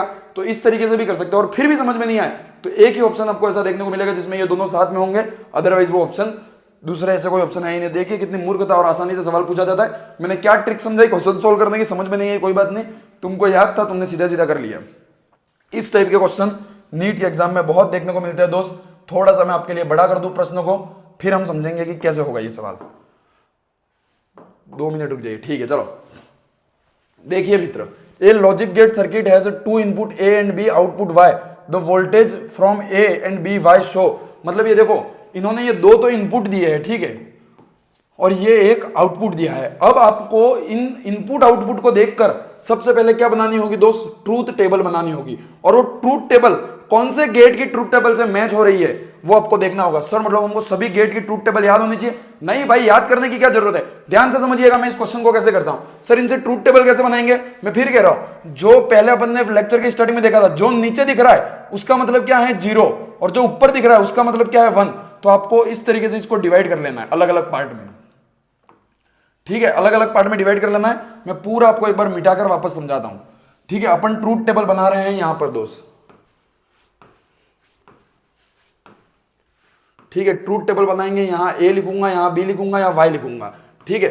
आपको कैसे क्वेश्चन को सॉल्व करना है, जब भी ऐसा क्वेश्चन है देखिए आपको क्या करना है मित्र, इसको छोटे छोटे पार्ट में डिवाइड कर लीजिए। पहला पार्ट ये रहा, पहले पार्ट में देखिए ये 0 है, ये भी 0 है, ये भी 0 है, यानी कि 0 0 0, ठीक है। अब दूसरा पार्ट देखिए, दूसरा पार्ट ये रहा, यहां तक दूसरा पार्ट है, ये कितना है 1 है, ये कितना है 1 है, ये भी 1 है, यानी कि 1 1 1, ठीक है। तीसरा पार्ट कौन सा है, ये तीसरा पार्ट है। तीसरे पार्ट में देखिए 0 1 0, यानी कि यहां पर क्या है 0, यहां 1 है, और यहां भी क्या है 0। चौथा पार्ट देखिए, सारे पार्ट सॉल्व करने की जरूरत नहीं, आप 4 करेंगे आपको समझ में आ जाएगा। 1 0 0, यानी कि यहां 1 है, यहां 0 है, यहां भी क्या है 0 है, ठीक है। तो ऐसा तो अपन को कहां देखने को मिलता था सर, जब दोनों एक आए तभी 1 आंसर में आए, ऐसा अपन को कहां देखने को मिलता था? ऐसा सर अपन को एंड गेट में देखने को मिलता था। एंड गेट में क्या होता था, जब दोनों इनपुट 1 होंगे तभी आउटपुट 1 होगा, तो आंसर हो जाएगा एंड गेट। इस तरीके से सवाल बहुत आते हैं, एक बार समझिए। जब भी ऐसे इनपुट आउटपुट आपको इस तरीके से दिखाया जाए, जो नीचे होगा उसको अपन क्या बोलेंगे 0, देखो जो नीचे होगा उसको अपन 0 बोलेंगे, जो ऊपर होगा उसको अपन 1 बोलेंगे। इस तरीके से पहले ट्रूथ टेबल बनाएंगे और आंसर निकालेंगे। क्या सभी गेट की ट्रूथ टेबल अपन को याद होनी चाहिए? नहीं, बस थोड़ा सा ओवरव्यू याद होना चाहिए। ओवरव्यू मतलब सर देखो, ओवरव्यू कैसे याद रहता है मैं बता रहा हूं आपको। ओवरव्यू कैसे याद रहता है, और गेट में सर हमने पढ़ा कि अगर एक भी पॉजिटिव है, एक जगह भी अगर 1 है तो आंसर क्या आता है 1 आता है, ठीक है। तो इसको थोड़ा अच्छे से लिखते हैं ताकि आपको समझ में आए। और गेट में अपन ने पढ़ा कि अगर दोनों जगह भी, चलो और गेट में मैं पूरा एक बार तुमको अच्छे से समझा देता हूं, एक बार थोड़ा सा शॉर्टकट। और गेट में अपन ने पढ़ा सर कि अगर, मैं हिंदी में लिख देता हूं, अगर एक इनपुट भी 1 है तो आंसर कितना आएगा 1 आएगा। एंड गेट में अपन ने पढ़ा सर, क्या पढ़ा, इफ दोनों इनपुट 1 होंगे तब ही आंसर 1 आएगा, अदरवाइज 0 आएगा। तो इस तरीके से आप सभी लॉजिक गेटों का एक एक कर सकते हैं। और गेट में क्या है, नॉर गेट में जस्ट उल्टा ऑपोजिट, और नैंड गेट में इसका जस्ट ऑपोजिट। और सबसे मेन बात कहूं, इन चार के ऊपर ही आपको नीट में क्वेश्चन देखने को मिलेगा। अगले सवाल की ओर चलते हैं। फिर ऐसा ही सवाल, क्या आप इस सवाल को सोल्व करके, इन्होंने तो पहले से ही डिवाइड करके दिया, देखो पहले से डिवाइड करके दिया, मतलब क्या हमारे लिए सोल्व करना और आसान हो गया सर? बिल्कुल हो गया मित्र। देखिएगा आप, मैं यहां पे बना रहा हूं ट्रूथ टेबल, यहां मैं लिख रहा हूं ए, यहां मैं लिख रहा हूं बी, और यहां मैं लिख रहा हूं सी। तो देखिए ए और बी इनपुट है और सी आउटपुट है। देखो क्या, the figure show a logic circuit with 2 point A B input and C output. ठीक है सर। अब देखो यहां कितना है सर? 0। यहां कितना है? 0। तो यहां भी 0 आया, मतलब मैं लिखूंगा 0 0 इक्वल्स टू 0 आया।